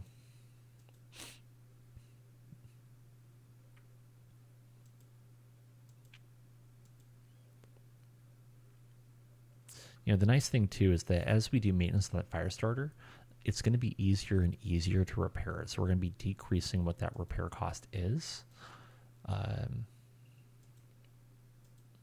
You know, already, you know, a lot of these things, the target is down to 4. It was at, what, 7? You know, this dude, it was at 7 before. So raising the quality has helped immensely. So we can actually go ahead and start doing some of those repairs right now. So repair. Oh, sad. Dude cannot roll a 6 to save his life.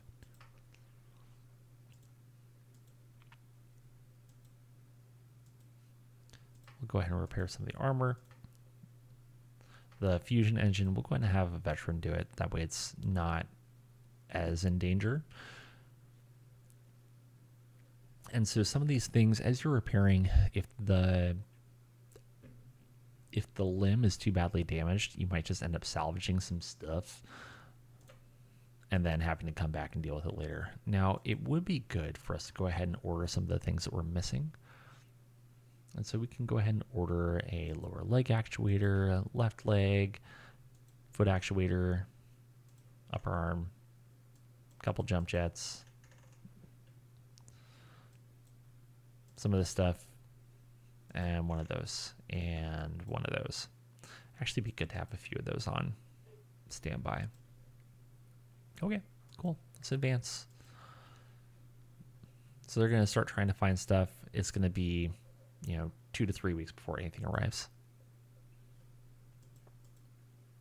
Let's go ahead and get Charlie Lance back out there.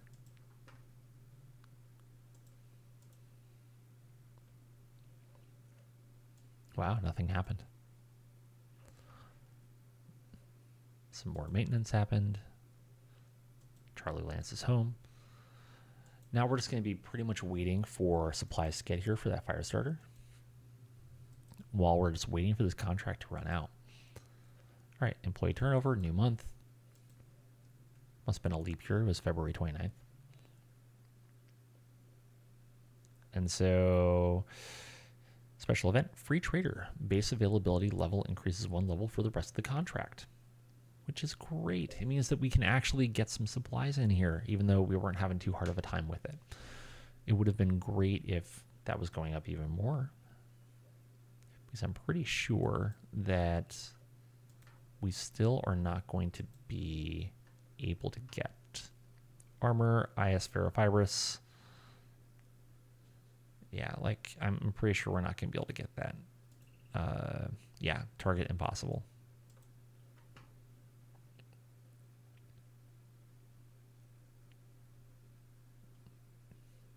Okie dokes. And then let's look at the unit market.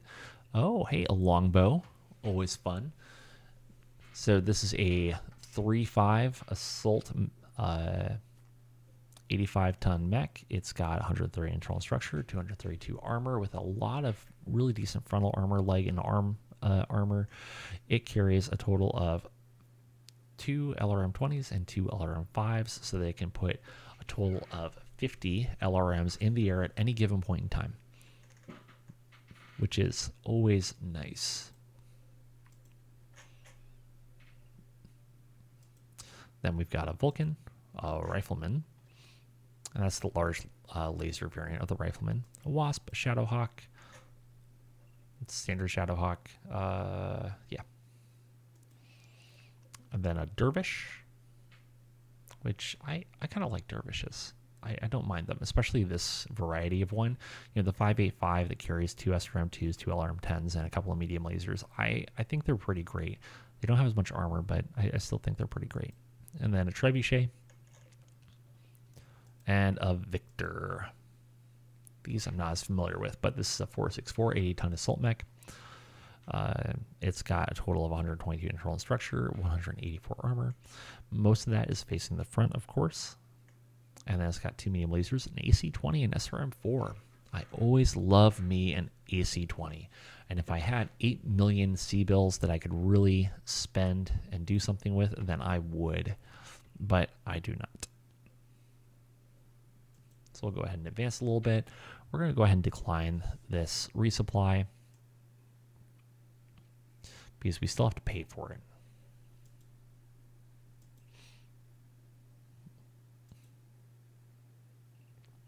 All right, some of our supplies is starting to come in.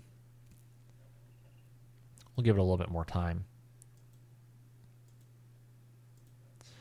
And while we're at it, let's get Charlie Lance out there again. Aha! Pivotal engagement. This is a decisive battle. All right, friends.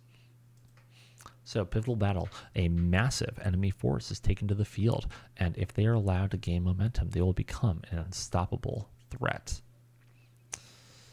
Your mission is to blunt their advance by destroying at least 25% of their forces, forcing them to slow their assault and reconsider their position.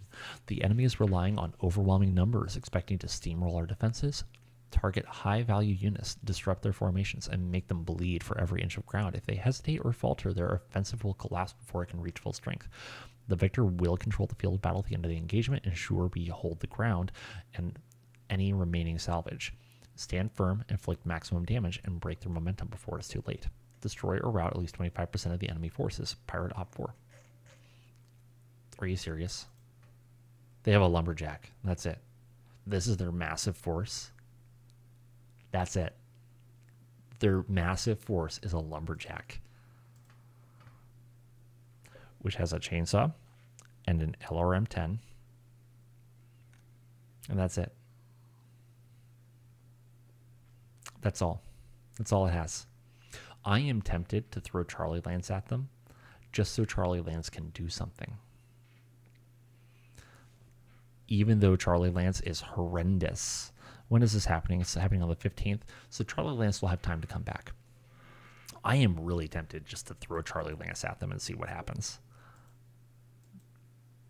Because I think that it would still be fine. It would be totally fine.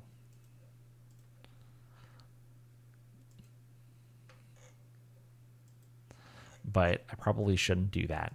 Don't get cocky. I'll go ahead and throw Baker Lance at the problem. Let them actually get a little bit of action in this mission, this contract, and then go from there. So let's go ahead. Baker Lance, go forth and conquer. You know, I'll go ahead and throw the Stinger out there too, just so that it can get some experience more than anything else.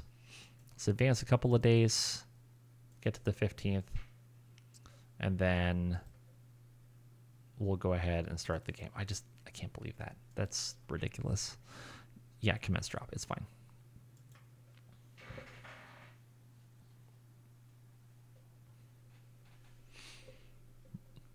It's just so funny.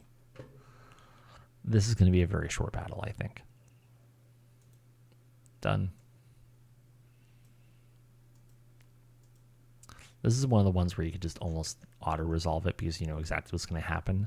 But you know, if you actually drop into this, something really stupid's going to happen. Like somebody's going to skid or fall over something terrible, and it'll be hilarious, but it'll be annoying at the same time.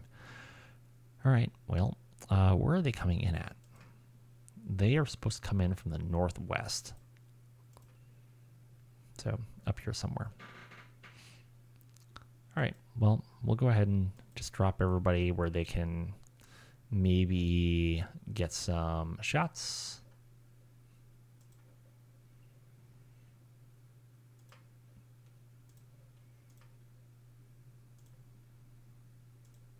We'll do that. That way you can actually get out of there and not run through some woods.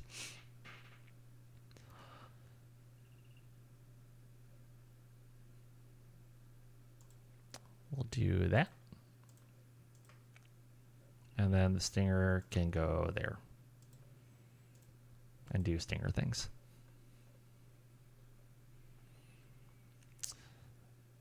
All right, it's fine. I only have 10 times what their BV is.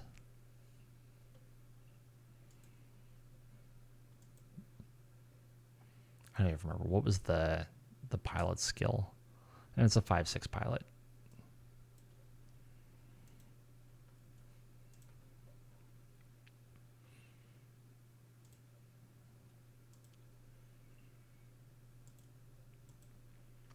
This one we can be pretty brain dead with.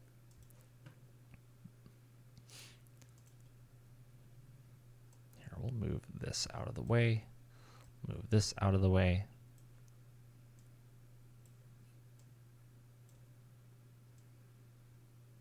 Boop. All right, so Gladiator tends to hit on the PPC. Let's see what happens.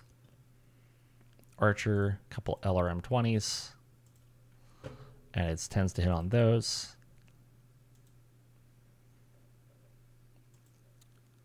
The LRM is an 11 to hit. And then PPC will only do one, is a 10 to hit. And then you don't have to do anything. All right, does anything hit? Nothing hits. Oops, the Archer got warm. And we effectively lost initiative.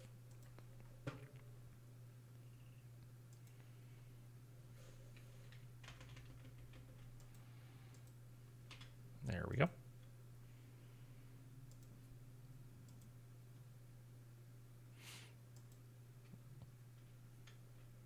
We'll do those things.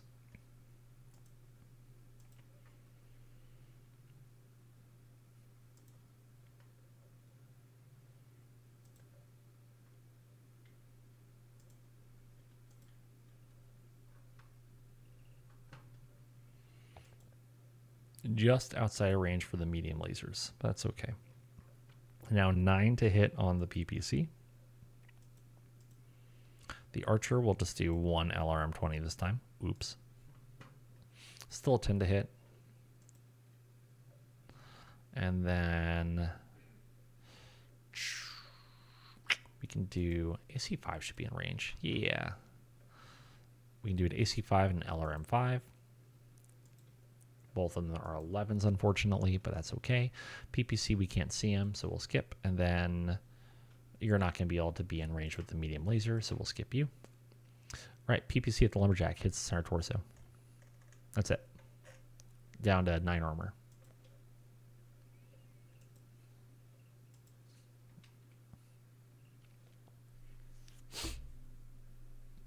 So now it's time to close the distance. Now that we're through the woods, you know, actually and metaphorically speaking.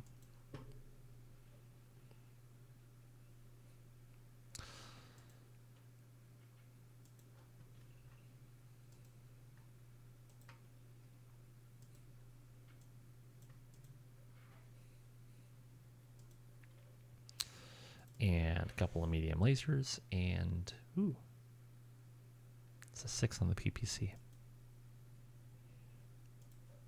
Why not? Whatever, it's fine. Who cares? 5 feet over, psh, it'll be fine.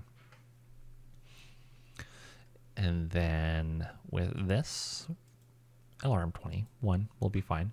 We'll finally be cooling off all of our heats.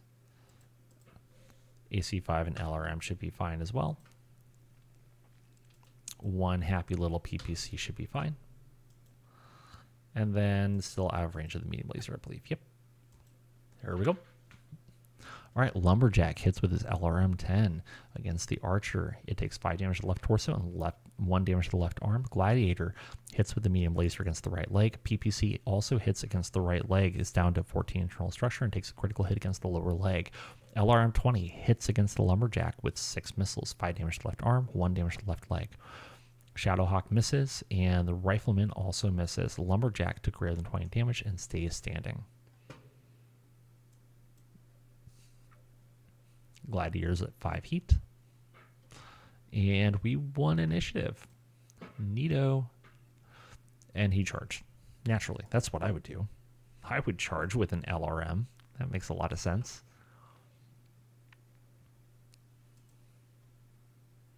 All right, keep closing the distance. The Shadowhawk can also close the distance. Rifleman can do things. And then this is actually going to be better for you to jump. Just jump. So we should be able to do that and be good. So a couple medium lasers and SRM6 at point blank range. Go ahead and, so it's 9s on the medium laser versus 5s on the LRM. We'll go ahead and do both the LRMs. You only live once. For the Shadowhawk medium laser with a 5, AC 5 with a 6, LRM, we can skip that, and the SRM with a 5. Then the Rifleman, the PPCs are 5s. We can go ahead and get toasty. I think the pilot is getting a little cold in there, so we need to warm him up. Then machine gun, medium laser. Well, actually, machine guns are pointless. It's a 13 to hit. But a medium laser, we can dream. Okay, what do we got? LRM 10 against the Archer hits because he rolled a 12. Takes 5 damage to the right arm, 1 damage to the right leg. Gladiator hits with the medium laser against the left arm. Medium laser against the left arm also hits once again with a critical hit against the hand and the lower arm. Down to just internal structure, no armor remaining. SRM 6 hits. Takes 2 damage to the left arm. Critical hit, limb blown off. Then another 2 damage to the right leg. Critical hit on the hip. 2 damage to the left arm. 2 damage to the left torso. 2 damage to the right arm. Archer hits with 12 missiles, 5 damage to the torso, 5 damage to the left leg, and 2 damage to the head. Pilot takes 1 damage, but does stay conscious. LRM 20 to... oh, that's not good for that mech. All 20 missiles hit. You don't see that very often. 5 damage to her torso, and then critical hit on the engine. Checking for engine explosion on 10. Roll is a 10. Everything goes bad wrong. The engine explodes, doing very bad things. Overall, very bad things happened. That mech does not exist anymore. There are no mechs left, so we win. Yay. I feel bad. I'm not even going to save a GIF, because why? It's like the most pointless battle. Yes, we won. We still control. Our people are fine. That was the kill. We did the thing. There's no salvage because there's nothing left to salvage, and that's it. So Sergeant June Storm Chaser was involved in combat. They get an edge. And that's it. So we're up to, we still have 1 campaign victory point. We have 2 support points. And we're chilling. We're hanging out, man.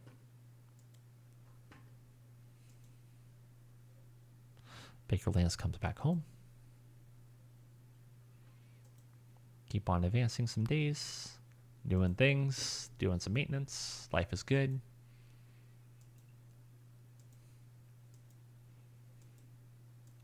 Still not getting support points because we have the max. Let's get to the next month and see what happens. And then next month we'll also send out a patrol just to see if anything happens. All right, so we are able to transfer some money into the unit coffers. Some people gained XP. Unit market is updated. Current enemy condition is critical. The enemy is in dire state with most of their forces destroyed or incapacitated. Their ability to fight is severely compromised and morale is near breaking. Special event, treachery. Bad information from employer. Next enemy morale roll gets a +1. Employer minor breach. So we should get a little bit of a bonus at the end of this contract if I remember correctly. So we get paid. We pay our people. Again, we barely meet our overhead based on what we're receiving. I'm still not going to get, I'm not going to take the resupply. So let's go ahead and advance. And then let's go ahead and get a patrol out there just to make sure that we're not missing anything. Nope. Okay. Repair bay. So we should probably repair our mechs. Oops, my bad. So Carlos, do the thing. He did the thing. I hope that you can reload. And reload. Now then, it is time for us to replace things. So let's go ahead and replace the right mech torso. This is where we pull out our veterans because this will take a little bit of effort. This is also where we can take a little bit of extra time to make sure that we actually do this correctly. I don't want to destroy these things if I can help it at all. I really don't. So I'm happy to take 2 days to do this in the hopes that we just get it on the first try and that we don't destroy things. So extra time. It's a 5. It's fine. We could do that. Standard cockpit with a veteran. It's a 5. I think that if we take just a little bit of extra time with that, then again, we're going to be in a good spot.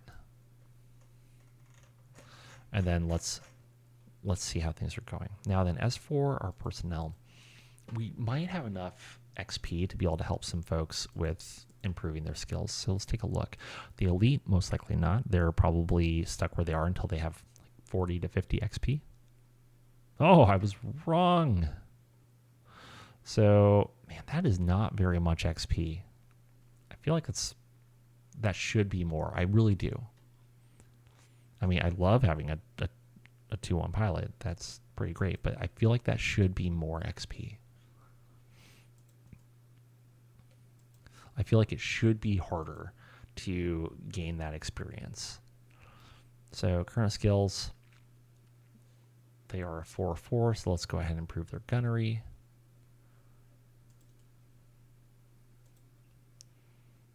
Current skills, they're also a 4-4, so we'll improve their gunnery. Current skills, they are a 3-4, so we'll need to improve their piloting.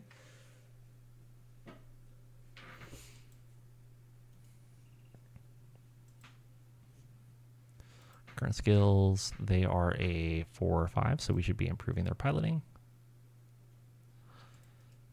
Dave is a 4-5, so we will improve his piloting.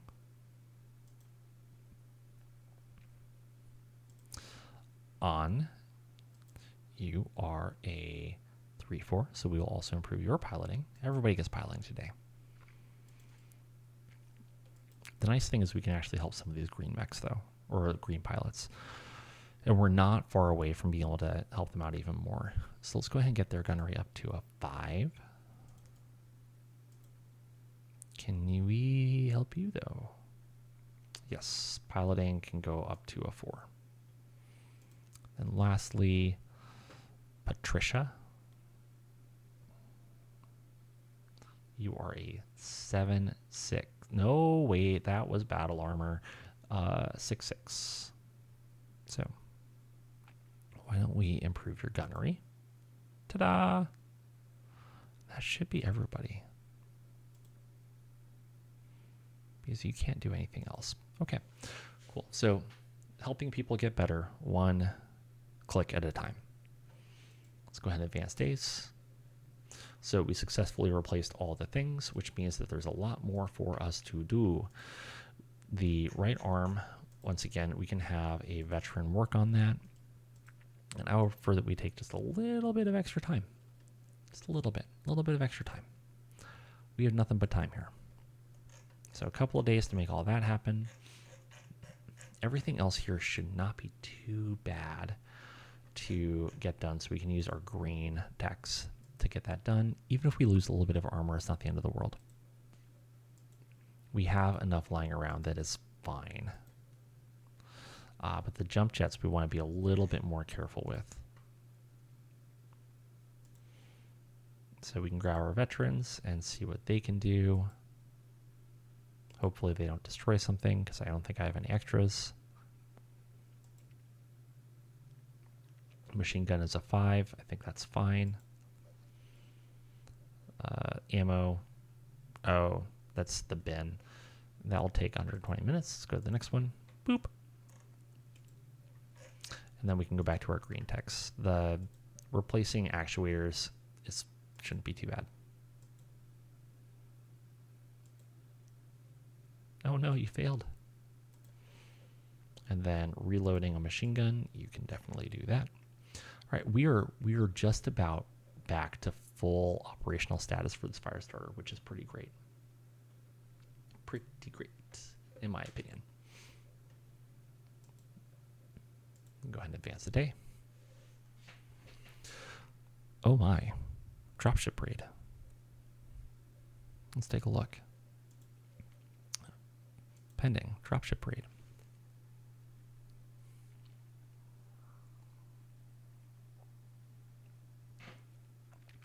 An enemy dropship has become stranded in contested territory, presenting us with an opportunity to eliminate a critical asset before they can recover or evacuate. Your mission is to destroy or cripple the dropship, while also eliminating at least 50% of its escort forces. We cannot allow the enemy to extract personnel, equipment, or intelligence. This dropship must not leave the field of battle.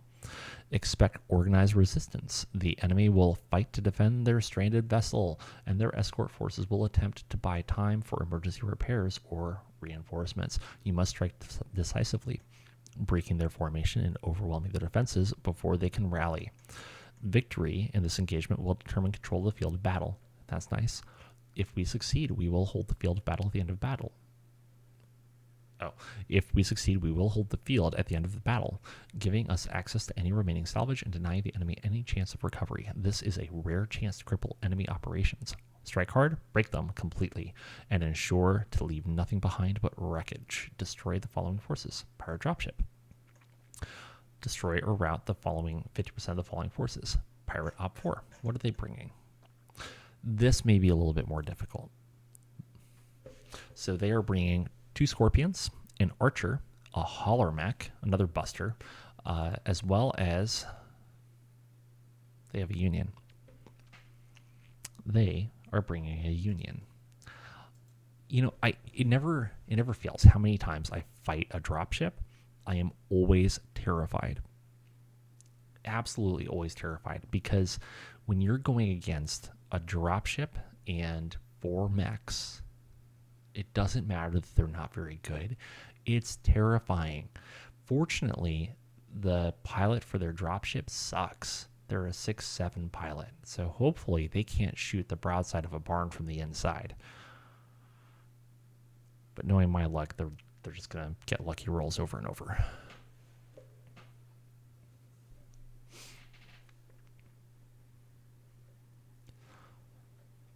So what we can do here is we can take Able Lance and go ahead and bring them.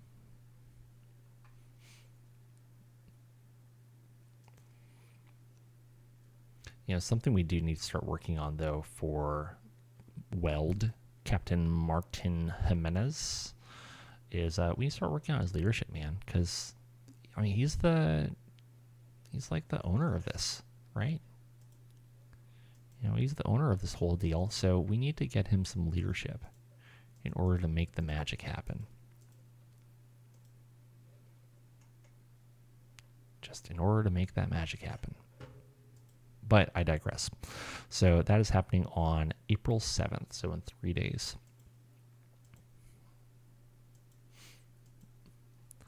I think in order to make sure that things are going fairly well, I think we go ahead and deploy Able and Baker Lance. Able will be the primary, Baker will be the secondary. And with Baker Lance, we're going to go ahead and use both of our support points. This is important enough that we can go ahead and do that. So the base target number is 7, admin skill 1, admin morale -2. Our target number is 3. Whoops.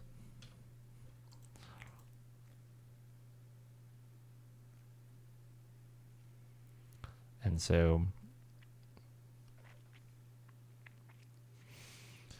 remember, you can improve the chances of your attempt that your attempt succeeds by changing the reinforcing unit to auxiliary maneuver, which we've already done, or by paying additional support points. Each additional support point reduces the target number by 1.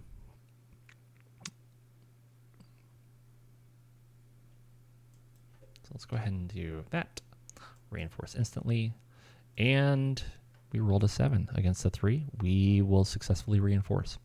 So that means that hopefully those reinforcements get there, maybe round 3 or 4, maybe 5, as opposed to showing up on round like 10, where they're actually useless. So let's go ahead and go forward. We'll fight this battle, and then we'll probably call it good for the night.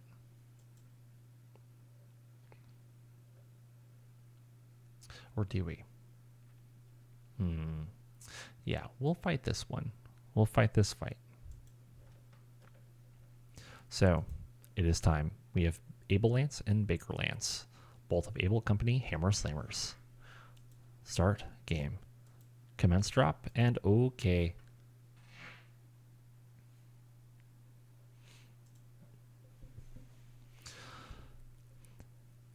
Oh, wow. Okay, that's great. Everybody is coming in on round 1, so nobody is coming in late. That is fantastic. Good deal. So let's go ahead and drop in and we'll see what happens. That is a very large map.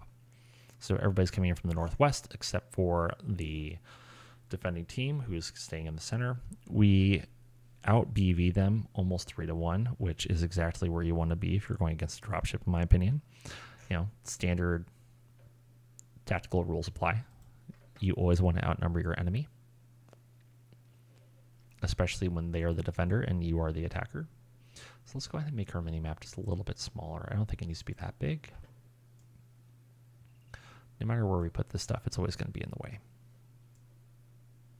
For right now, we could do that. Where is the dropship? So it's on the far side. Let's take a look at our terrain a little bit. So it's like halfway up a hill right now. And so we're going to be going down into a valley potentially in order to go against this dropship. Or we can cross on this level here, that contour line, so to speak. And I think that's going to be the way to go, especially with some of our longer range stuff like our archer. So our archer, thunderbolt, rifleman, warhammer, stuff like that, we can keep it at a good distance and hopefully just kind of peck away at things.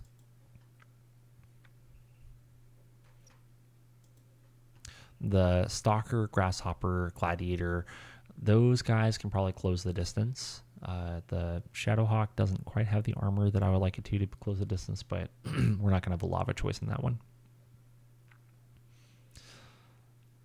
And then I think that we probably just focus down the dropship, and then we can come back and hit the mechs later on because they're not going to be providing nearly the same amount of fire as that dropship will. I mean, come on. The dropship is showing up with a lot of AC5s, a lot of LRM-20s, a bunch of large lasers, a pile of medium lasers, and some PPCs, which is a little on the scary side. But again, fortunately, they can't shoot.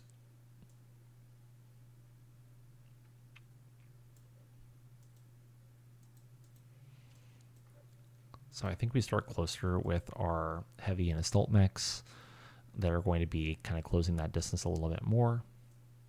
And then our longer range mechs and our lighter mechs can start at the north and make their way kind of across and then down. Oh, but the only downside of that is then they're going to be shooting at different spots. We'll see what's going on. We'll see what's happening. But why don't we go ahead and do this? Actually, everybody probably just needs to come at the same spot. I think that's the right answer too.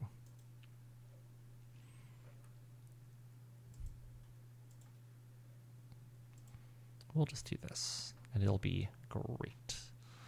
The gladiator, we can go ahead and have him go north with the archer just to make sure that he's not all by his lonesome. The grasshopper really does need to be in the south with everybody else. And then, here we go.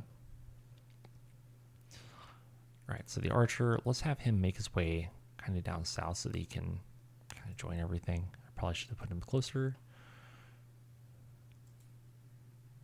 The gladiator can also come south. Voila. And then we just need to close the distance.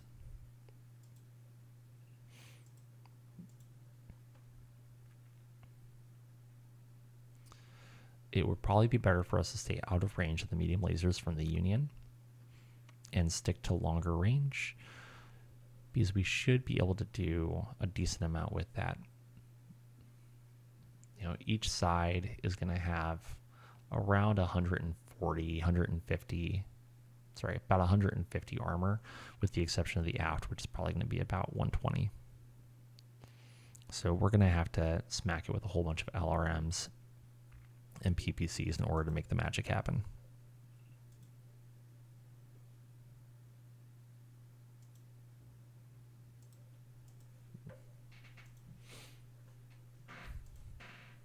The Scorpion, I'm not too worried about. It's not packing too much of a punch. It's got a PPC and SRM. We'll see. We'll see how I'm feeling. I'll probably change my mind in a minute.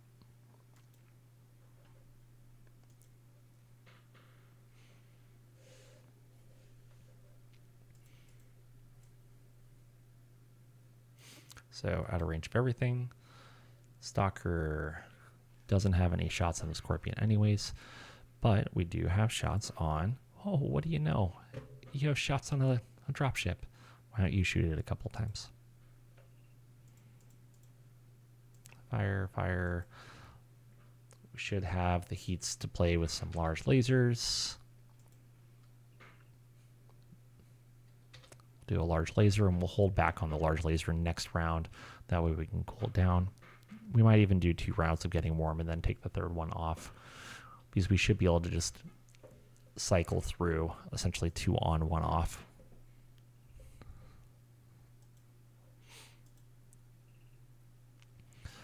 So we can fire with a large laser and LRM 15, and that should be fine. AC5, LRM, and stop there.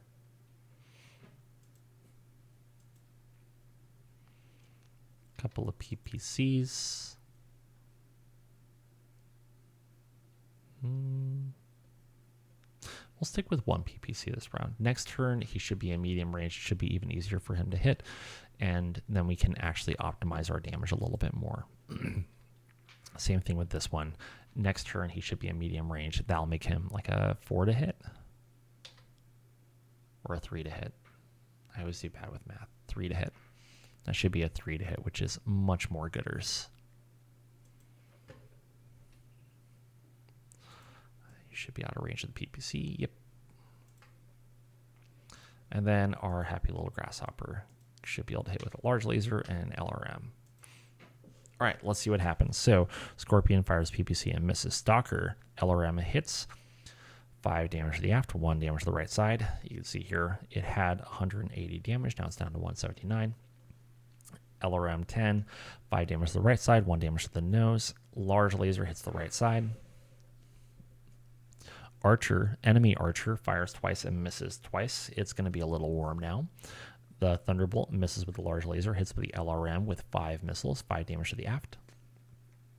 Shadowhawk hits with the AC5 against the right side. LRM 5 hits with 4 missiles, doing 4 damage against the nose. The enemy Buster misses with his AC5 and his LRM 10. The Warhammer hits with its one little PPC against the aft, down to 84 armor there. All right, now for the Union. It misses with its PPC, large laser. It hits with an AC-5 against the Stalker, against the left torso. LRM-20 hits with all 20 missiles against the Stalker. 5 damage to the left leg. Would have hit the head, reroll with edge. Thank goodness. 5 damage to the center torso instead, much more better. 5 damage to the right leg and 5 damage to the left torso. Misses with the other LRM-20 against the Stalker. Grasshopper fires, large laser hits the nose, LRM-20, 4 missiles hit the aft. The Stalker took greater than 20 damage, so it needs to make a skill check, stay standing. No physical attacks to declare. Now we're on to heat phase. Stalker's at 2 heat, everybody else is pretty good. Scorpion and Archer on the enemy team are a little warm. And then we lose initiative.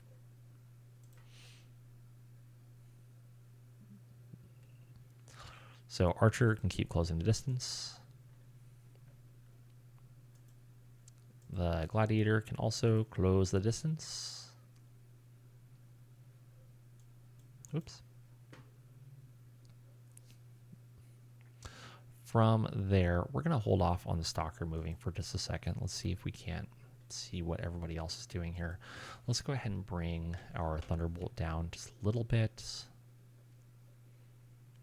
Does that put... No. Okay, good. Like I said, I just want to stay out of range of that medium laser, because once he can unload with the medium lasers, that just increases the number of things that he's putting down range a lot. And I don't want that at all. The Rifleman can also close the distance. Let's just pull up the PPC and see where we're at. I want this to very definitely be in medium range.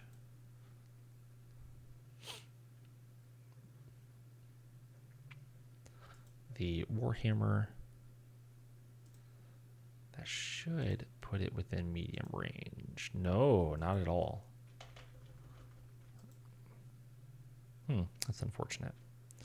I would rather walk, though, and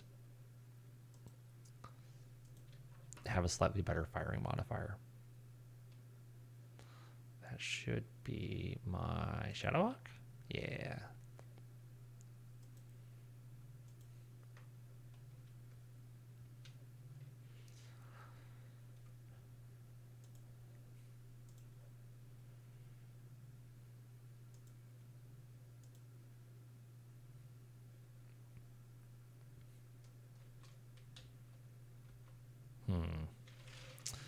All right, well, a couple of LRMs never went amiss on 5s. I think that's okay. We'll go 4 over on heat, and I'm not too worried about it.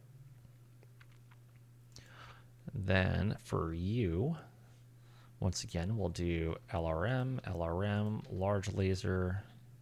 Hold on. Wait. I think it's worth it to get the Scorpion out of here for the Stalker this turn, not fire at the dropship.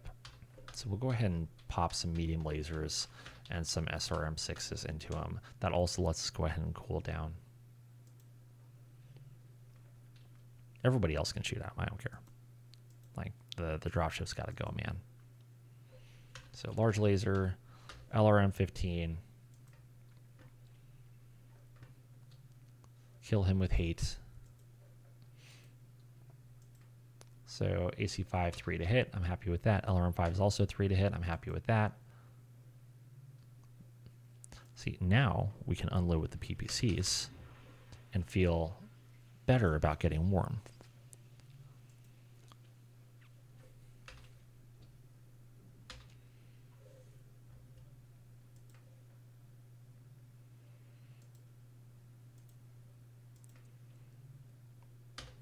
Good deal. All right, let's see what happens here. You know,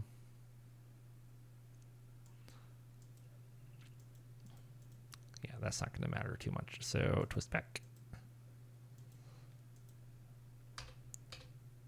Cool. Let's see what happens. All right, so Archer hits with his LRM-20, only 6 missiles hit, taking 5 damage to the right side, another 1 damage to the right side. LRM-20 hitting with 16 missiles against the Union, 5 damage to the right side, 5 damage aft, 5 damage right side, and 1 damage to the nose. Aft is down to 75 armor. The Union fires PPC at the Stalker and hits the right leg. Fires a large laser at the Rifleman, hits the right leg. Large laser at the Rifleman, hits the right leg. All armor is destroyed on the Rifleman's right leg, down to 8 internal structure. AC-5 misses. AC-5 does hit the Stalker in the center torso. LRM-20 hits with all 20 missiles against the Stalker. 5 damage, total of 15 damage to the center torso, 5 damage to the right torso. This is why I hate dropships, guys. This is why I hate them. LRM-20 against the Stalker, 16 missiles hit. Takes a total of 5 damage to the left torso, 5 damage to the left leg, 5 damage to the right leg, and 1 damage to the right arm. For those of you keeping count, the Stalker has taken, I think, 50 damage so far this turn.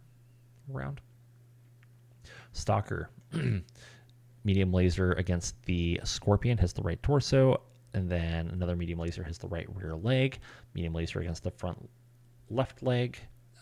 The SRM-6 hits with 4 missiles against the left torso, 4 damage total against the center torso, and then 2 damage against the right leg, right lower leg, rear left leg, yeah. And then SRM-6 hits with 2 missiles, 2 damage to the front left leg, and another 2 damage to the front left leg. Is down to 1 armor.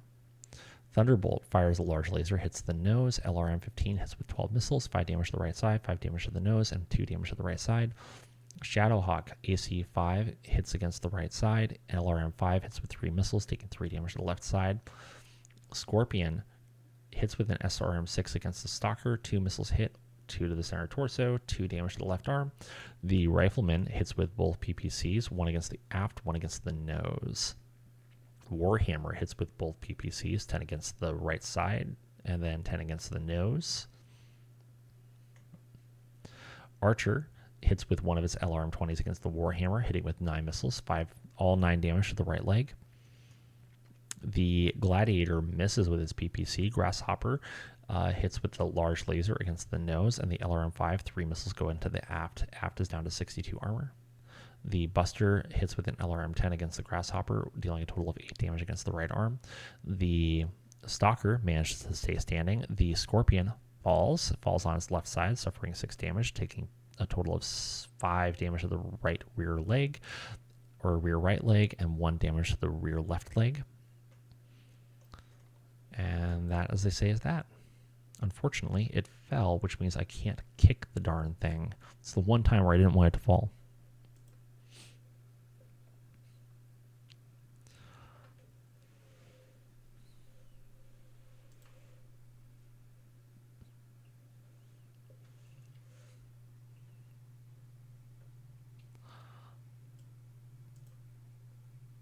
So we'll slowly move forward with the Archer. Then Grasshopper. Again, we just need to stay out of range of the medium lasers. So using my own medium lasers to kind of keep track, we can go ahead and back up a little bit.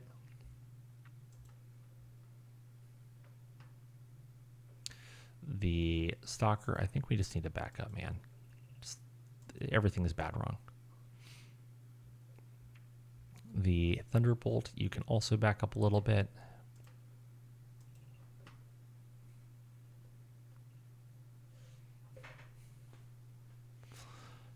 Our Shadowhawk.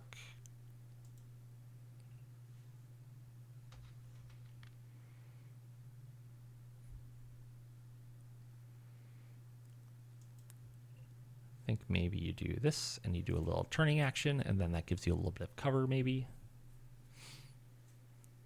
The Rifleman, you can back up 2 steps. That's going to put you in long range for your PPCs, but that's fine. For the Warhammer, you can step forward a couple of times. And then my Gladiator can run forward a little bit. Okay, good deal. So with that, LRM-20s, got to be a little careful. We don't want to get too hot here. So I think we're just going to do one LRM 20 for right now. That'll put us 1 over at the end of the turn, which is fine. The Stalker, which is still just getting annihilated by this stupid Union, can fire at the LRM 10, large laser. Oh, hold door. Let's try this again. LRM 10, which are zeros to hit. The large laser, which is unfortunately a 7 to hit, and a 7 to hit.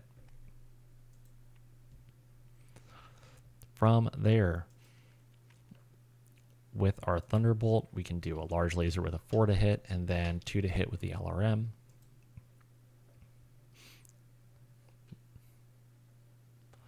The Shadowhawk can easily do a 6 to hit and a 4 to hit. You are currently at 6 heat. I can't do double PPCs with you because that would just end badly. That would be at 10 heat, and that would be unfortunate.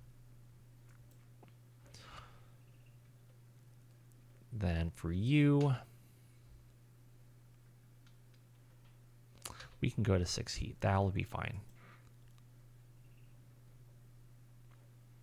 And then a PPC with a 3 to hit. I'm cool with that. My Grasshopper, your damage doesn't make a lot of difference, so you can shoot at the Scorpion instead. Let's see what happens. Archer, LRM 20, misses with a 3. Union.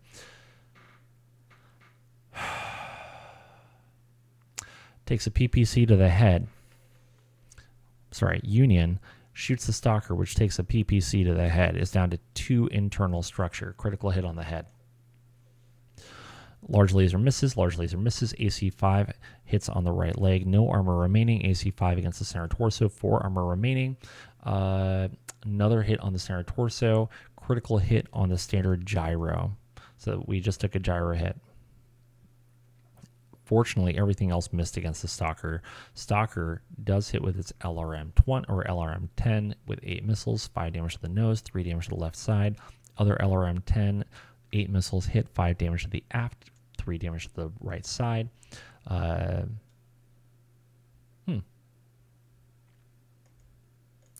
Somehow I accidentally selected the Archer. So I managed to hit the Archer, which is neat, I guess, against the left leg. Oops. Their Scorpion missed with its PPC. It needed 12. It rolled a 2. Our Thunderbolt against the Union. Large laser hit the aft down to 49 armor. Avionics system was hit. LRM 15 also hit with a total of 9 missiles. 2 damage to the right side. Total of 9 damage to the right side. Shadowhawk against the Union. AC 5 hits the nose. LRM 5 hits with 2 missiles. 2 damage to the left side. Scorpion launches an SRM 6 of the Grasshopper, hitting with 3 of the missiles. 2 damage to the left leg, 2 damage to the left torso, 2 damage to the right leg. Searchlight destroyed. Oh no. Rifleman fires a single PPC, hits on the aft, 39 armor remaining. Warhammer fires both of its PPCs and hits with both. One hits the nose, the other one hits the right side.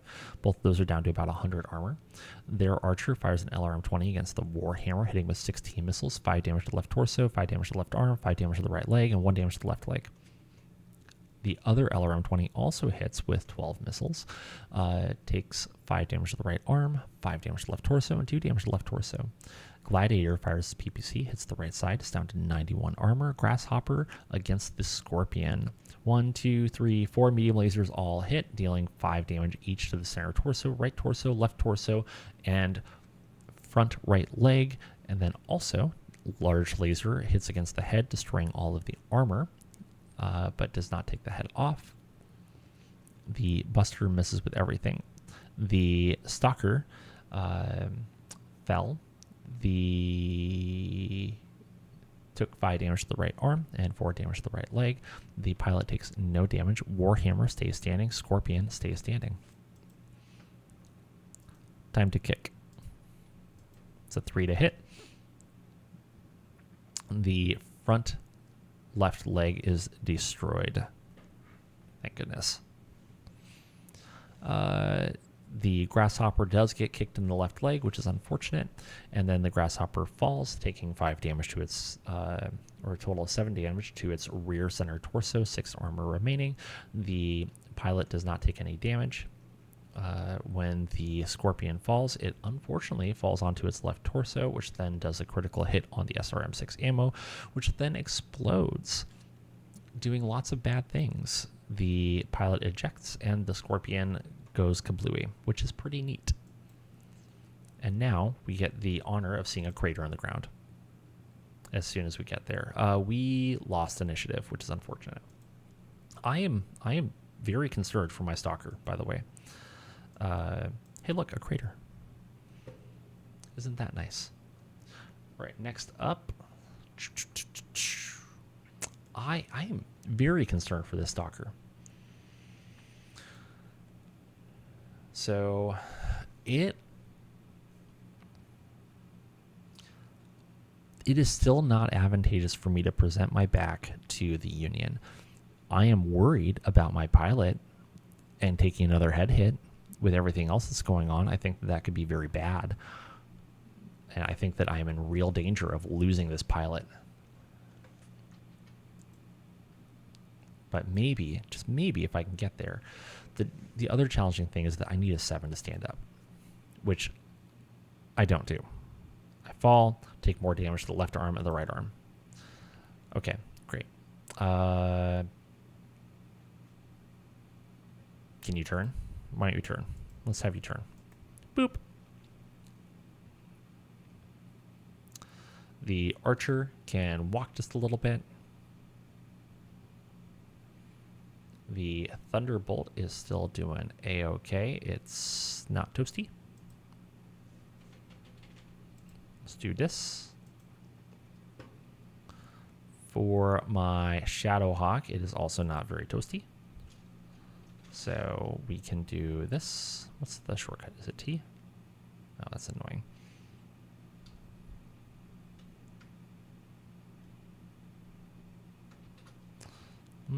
No, I don't want you to run.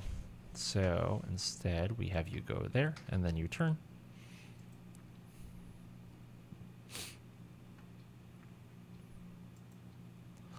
The Rifleman is currently sitting at 0 heat, which is pretty neat.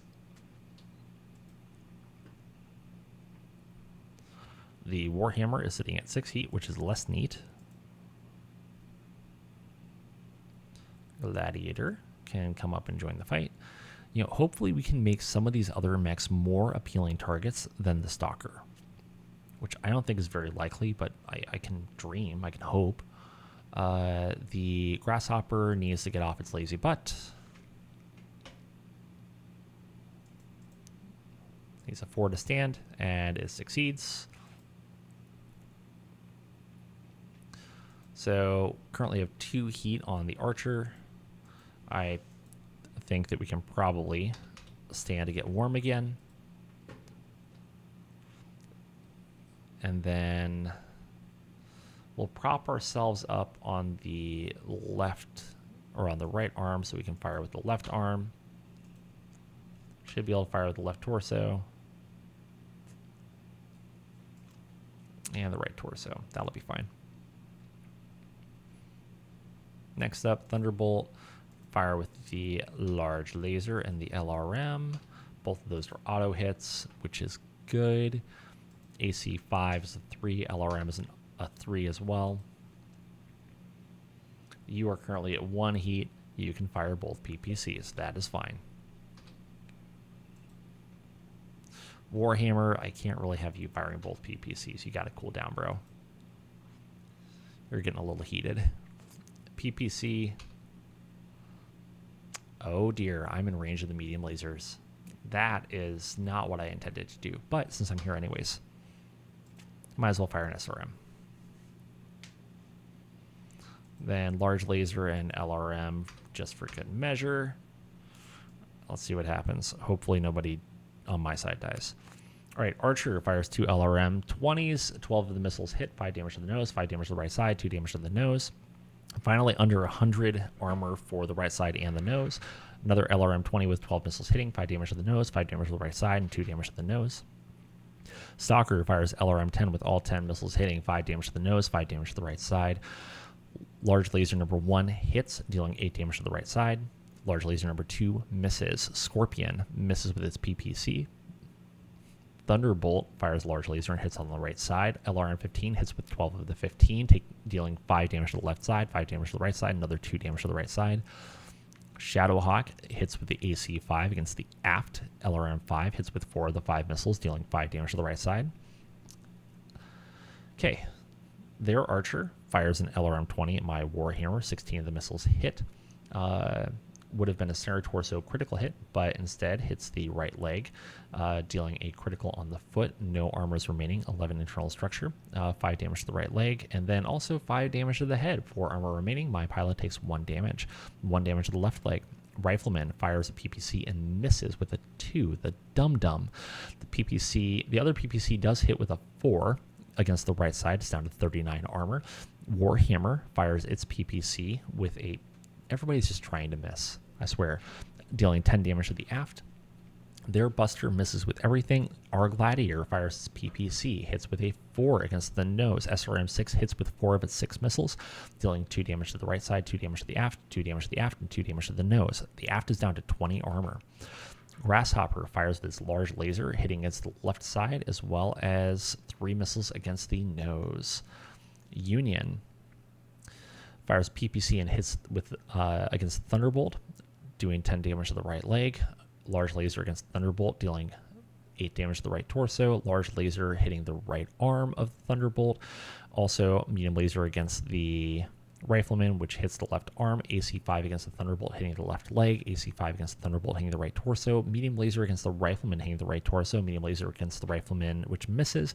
LRM-20, 12 of the 20 missiles hit against the Thunderbolt, dealing 5 damage to the right arm, 5 damage to the center torso, 2 damage to the left torso. Then the LRM-20 hits again with 12 missiles against the Thunderbolt, dealing 5 damage to the right leg, 5 damage to the left arm, 2 damage to the left torso. Well, we succeeded. They didn't shoot at the Stalker, which is a bonus. Downside is they are demolishing everything else. I was really hoping that we would be able to deal with the Union that round, but we didn't.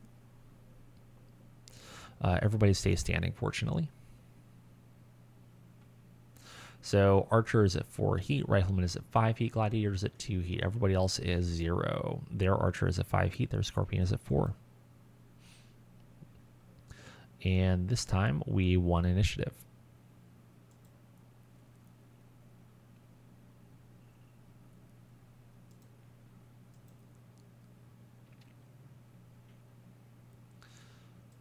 Okay, let's see if we can like get up and not be right here. Hopefully we don't fall again. We fell and we were destroyed. I'm betting we fell and hit our head. Our pilot is now dead. That is very, very unfortunate. That was a 1-2 pilot that just went away. So I am a little sad about that. Tear shed for those lost. Okay. Next up, the Thunderbolt. Let's go ahead and back this truck up just a little bit. For the Shadowhawk, we can go ahead and move forward by 1. The Rifleman, we can go ahead and back this truck up as well. Warhammer, back him up. Just a little touch. Maybe right there. The Gladiator, we can also back him up because I don't like him being in range of the medium stuffs. Makes me concerned. And then you can also back up to about there. Okay, so the Stalker falls on its front, took 5 damage to the head. Polecat was already dead, so no damage was dealt to her, and also 4 damage to the right arm. So, on the bright side, the Stalker is fully repairable. The mech itself is very, very repairable. It just needs a new head. And, fortunately, with the head being smushed, it means you don't have to scrape out the bits of pilot. You just plop a new cockpit on there and call it a day. The downside is our 1-2 pilot is dead. which makes me very sad.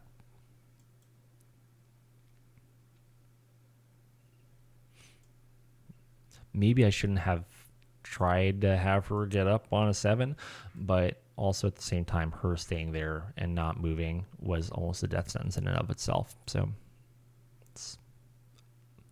you're damned if you're damned if you don't. One LRM 20 should be able to hit on a 2. Thunderbolt, we can have you again fire your large laser and your LRM 15. It's a 4 for the large laser, and it's a 2 for the LRM. Shadowhawk, AC5, and an LRM should be fine once again. 3s for both. 4, my rifleman is currently sitting at 6 heat. We can only manage 1 PPC without really causing bad things for us. I cannot justify going to 10 heat. Like that's really hard to justify. And the way that this battle's already going, if I go to 10 heat, then we're just gonna shut down, and it's gonna make me mad. A couple of PPCs, we can go to 3 over on heat. And then for a gladiator, a PPC should be fine. Grasshopper should be able to contribute a large laser on a 3 and LRM on a 1. Let's see what happens. Archer hits with his LRM 20 with 12 missiles, 5 damage to the right side, 5 damage to the right side, and 2 damage to the right side. That's down to 25 armor. Scorpion missed with his PPC. Thunderbolt against the Union hits with a large laser against the left side. LRM 15 also hitting with 9 missiles, 5 damage to the right side, 4 damage to the aft. Aft is down to 16, right side down to 20.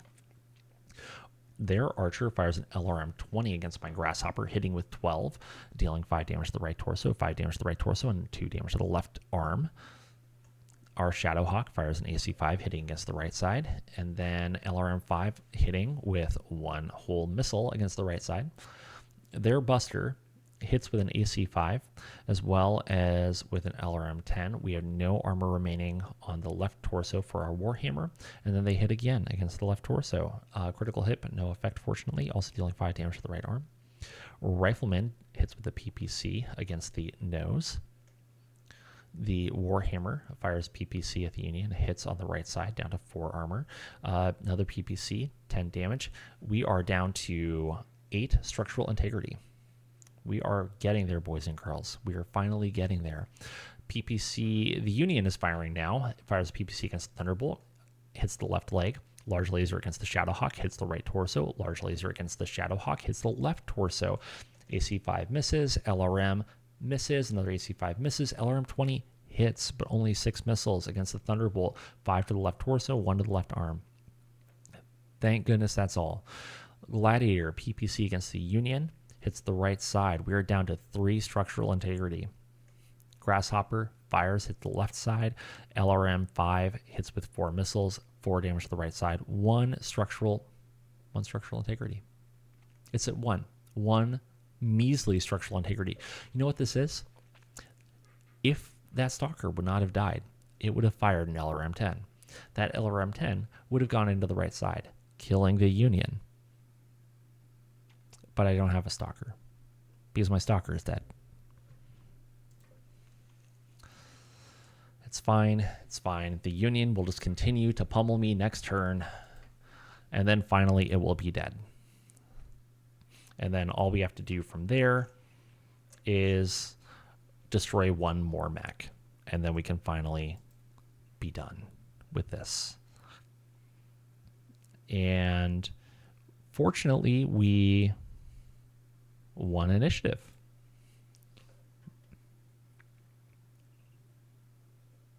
Okie doke.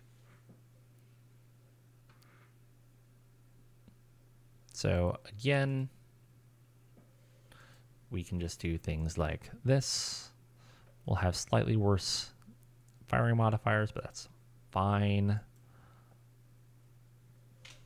The Thunderbolt is currently fine on heat, and so for once we can just kind of do things. That keeps you out of range of the... Oh, no. Don't do that. Don't do that. No. We can't do that. That should be fine. So for the Shadowhawk, why don't we have him go pick up this happy little pilot? The Rifleman is at 0 heat, so he can go here and turn. And go here, maybe. Oops, walk. Does that put you... No. Okay, good. The Warhammer has a little bit of heats to it, so we can go there. Don't go there. Don't do that. That's a bad idea. We'll just do that.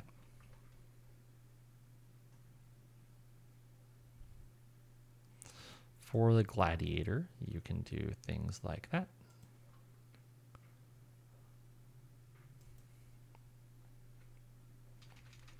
Then the Grasshopper, I'm just going to move him there, man, because I want him to stop getting shot by things, especially in the legs. So at least there we can hopefully, because that's -2, right? Yeah, hopefully there he can at least stop taking hits in the leg, which would be neat. Okay, so you're down to 3 heat. You should be able, yes, you should be able to unload both of your LRMs and only be 5 over. Thunderbolt with a large laser, 4 to hit, which is fine. LRM 15 should be about the same. Oh no, 2 to hit. Then AC5 is a 3 to hit. LRM is a 3 to hit. I can take those odds. You are currently at 2 heat. We'll just fire with 1. Do I want to be at 6 heat? Yes, I want to be at 6 heat. Yes, I definitely do. Warhammer is currently at 4 heat. Again, you can also be at 6 heat. That's totally fine. Gladiator can fire as happy little PPC. Grasshopper can fire as a large laser and as LRM, and then let's see what happens. Hey, look, guys. Very first shot. LRM 20, 12 missiles hit, 5 damage to the right side, 0 structural integrity remaining. Union destroyed by structural integrity collapse. Everything else against the Union doesn't matter, which is unfortunate because that's literally everything. Their Archer misses with everything. We keep shooting the Union. Their Buster hits against the Archer with an AC5. Our Archer with an AC5 against the right arm. That's about it. It's pretty much all she wrote. So now all we have to do is close the distance with something, probably a Buster, and shoot it. Now, it would be nice to close the distance with that Archer and immobilize it so that I could steal it, because that would be nice, because I don't care about the Buster. Okay, we're not doing any physical attacks, and we're picking up a pilot.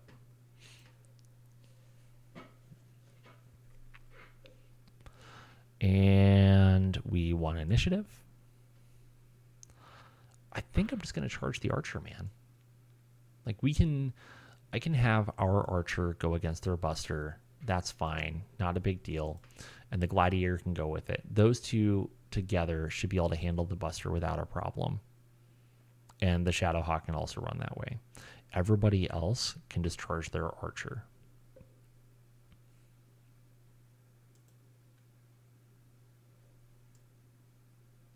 Ish. Big on the ish.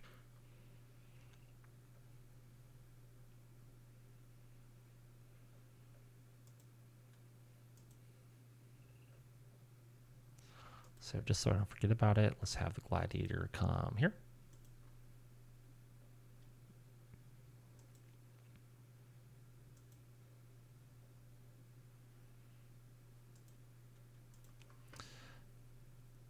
These guys are a little warm, and so they're not going to be able to move very well.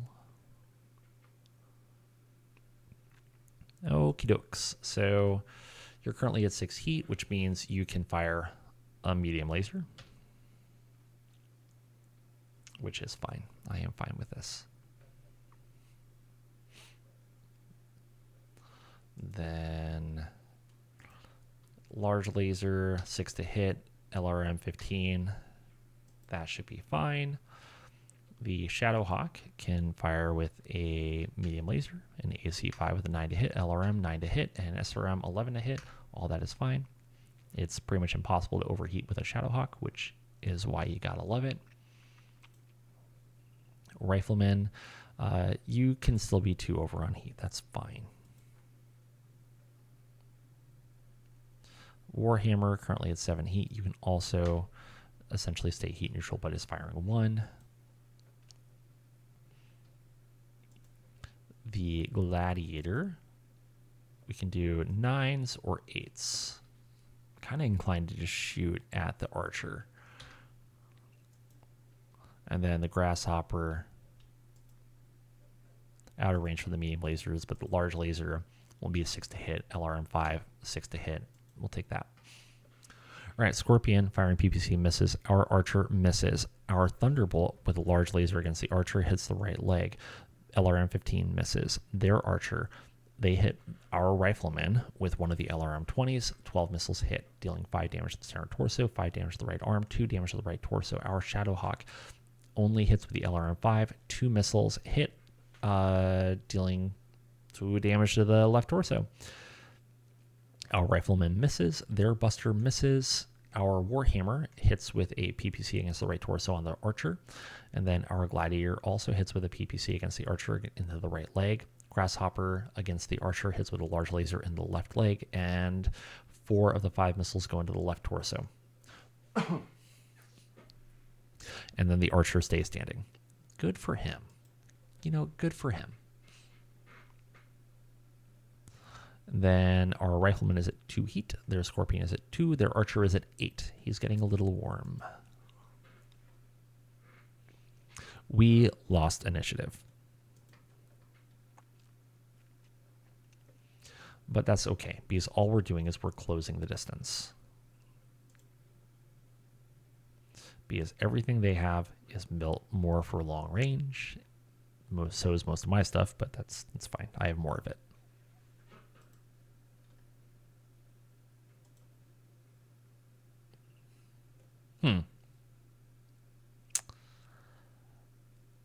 It's almost like their Scorpion is coming up to sacrifice itself or something.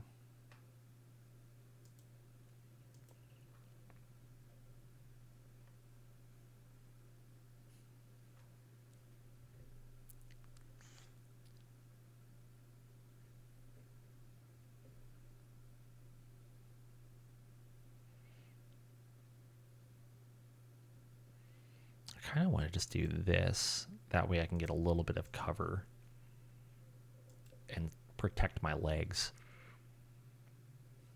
Oh, that's interesting.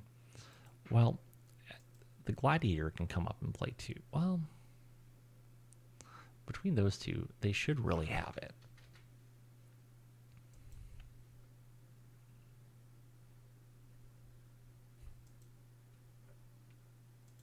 Yeah, let's do that. Then the Warhammer, you can go there.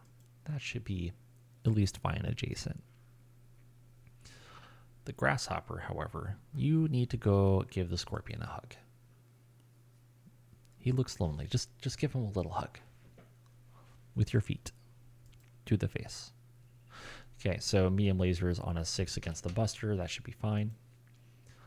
Let's go ahead and jump to the Shadowhawk really quick.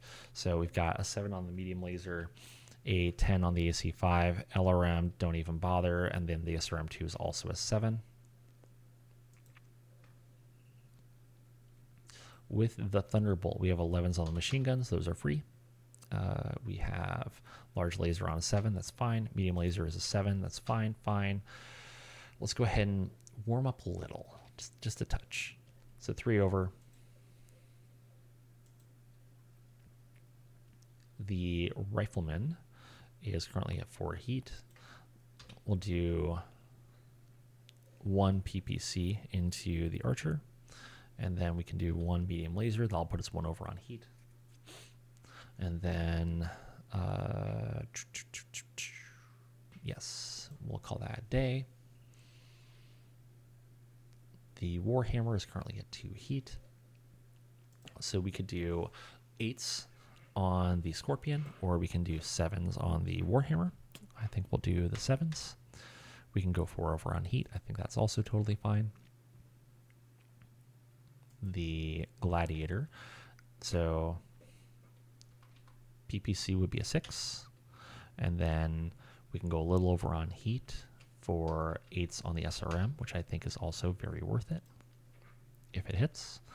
For the Grasshopper, let's go against the Scorpion. It's 7s to hit across the board, and then same thing with the large laser. Let's see what happens.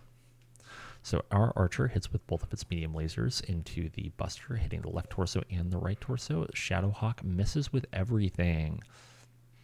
The Scorpion misses. Thunderbolt against the Scorpion hits with 1 medium laser into the right torso, 1 medium laser into the left torso. The Rifleman against the Archer hits with a PPC into the center torso. Medium laser misses. Their Archer misses with its 1 LRM-20. Their Warhammer, our Warhammer misses with both of the PPCs. Oh, that hurts. That hurts my soul. Our Gladiator misses with its PPC, but misses with, or hits with all 6 SRMs, dealing 2 damage to the right torso, 2 to the left arm, 2 to the center torso, 2 to the left leg, and 2 to the right leg, and then 2 to the head.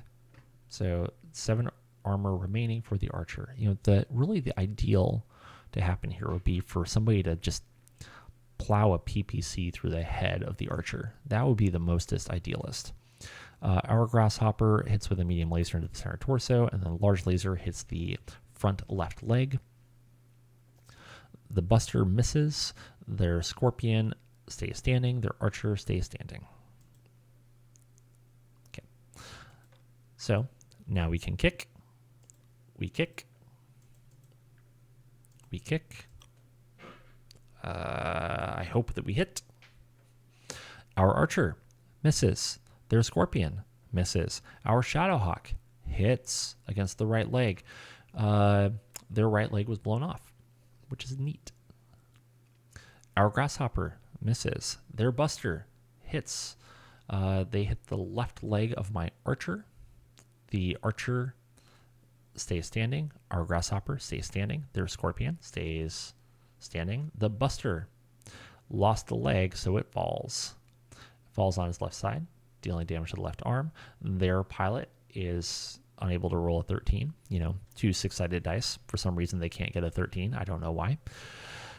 They take 1 damage. And then the Buster, their engine does not scram, so they're okay.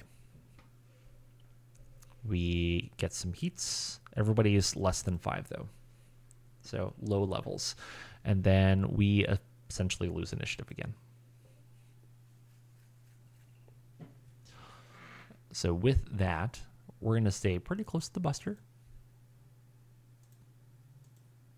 Whoops.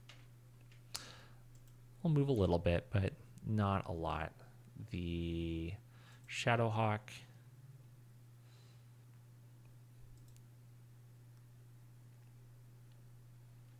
can also back up, just like that.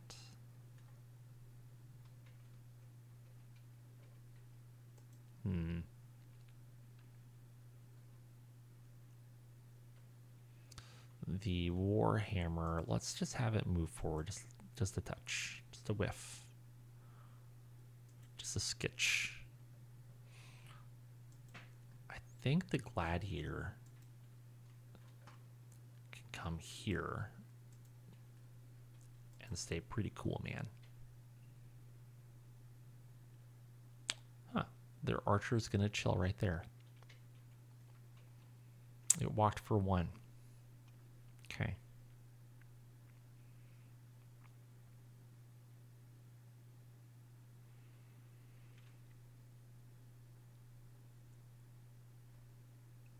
Why don't we just do this? We can turn like that. We'll do this.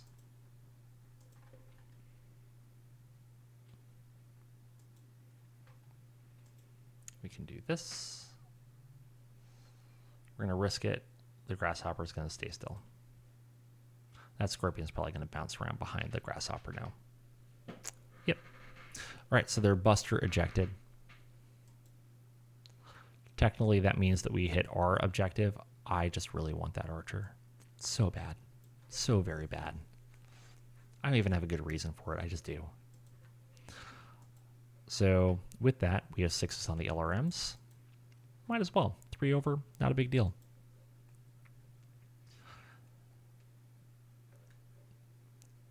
Let's see. So the Warhammer, let's have you just twist. And medium laser. The small laser is fine. Machine gun is free. Medium laser, small laser, machine gun is free. And I think SRM6, that should be just dandy. For the riflemen, PPCs are at short range. So 1 PPC, 2 PPC. Hold on. PPCs are 5. Yes, definitely do the PPCs. And we'll just call it a day. There's an argument to be made that I should have done the medium lasers there because you have more potential for total hits. The PPCs are more of a big risk, big reward in a way. I'm willing to take the risk though. With how much stuff I have going into the Archer, let's see what the Shadowhawk can hit. I think the Shadowhawk might be able to just help against the Scorpion. Yeah, that would be fine. The Gladiator is a little toasty at this point, but we'll just do that.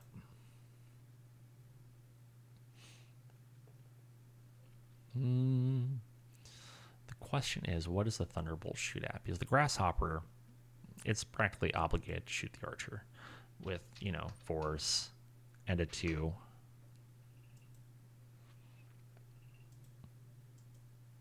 Like if I do that,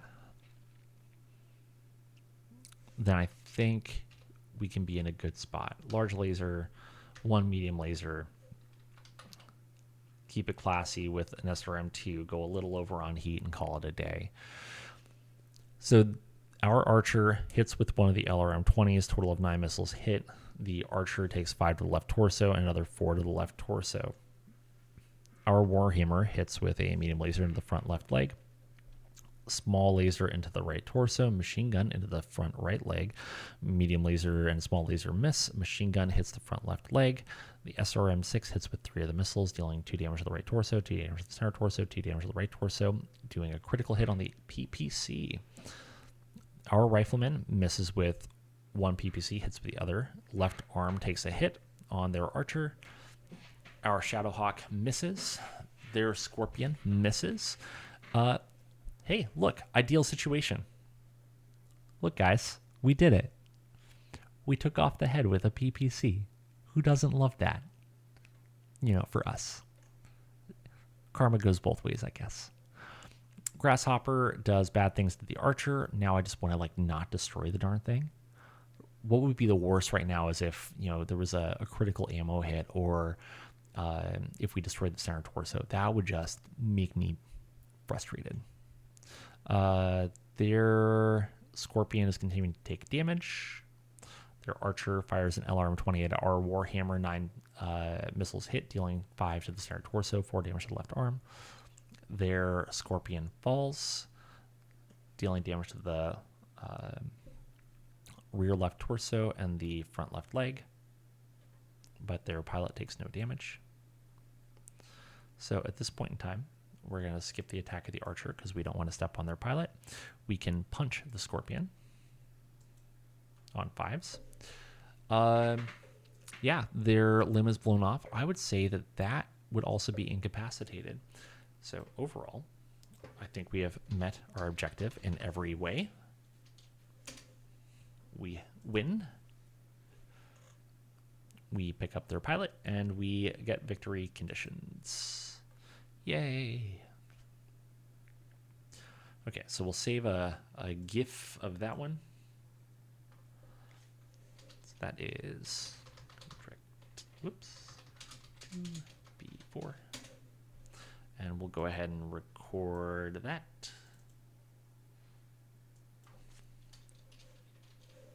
Oops. So, cool. Ta-da!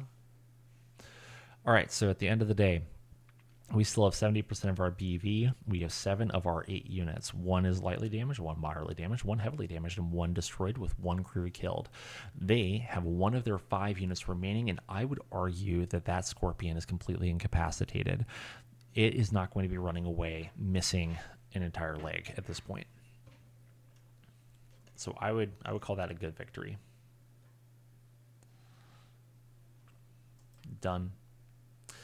Yes, we retain control over the battlefield. So Warhammer, heavy damage, Stalker, inoperable. Oh man, it's so sad.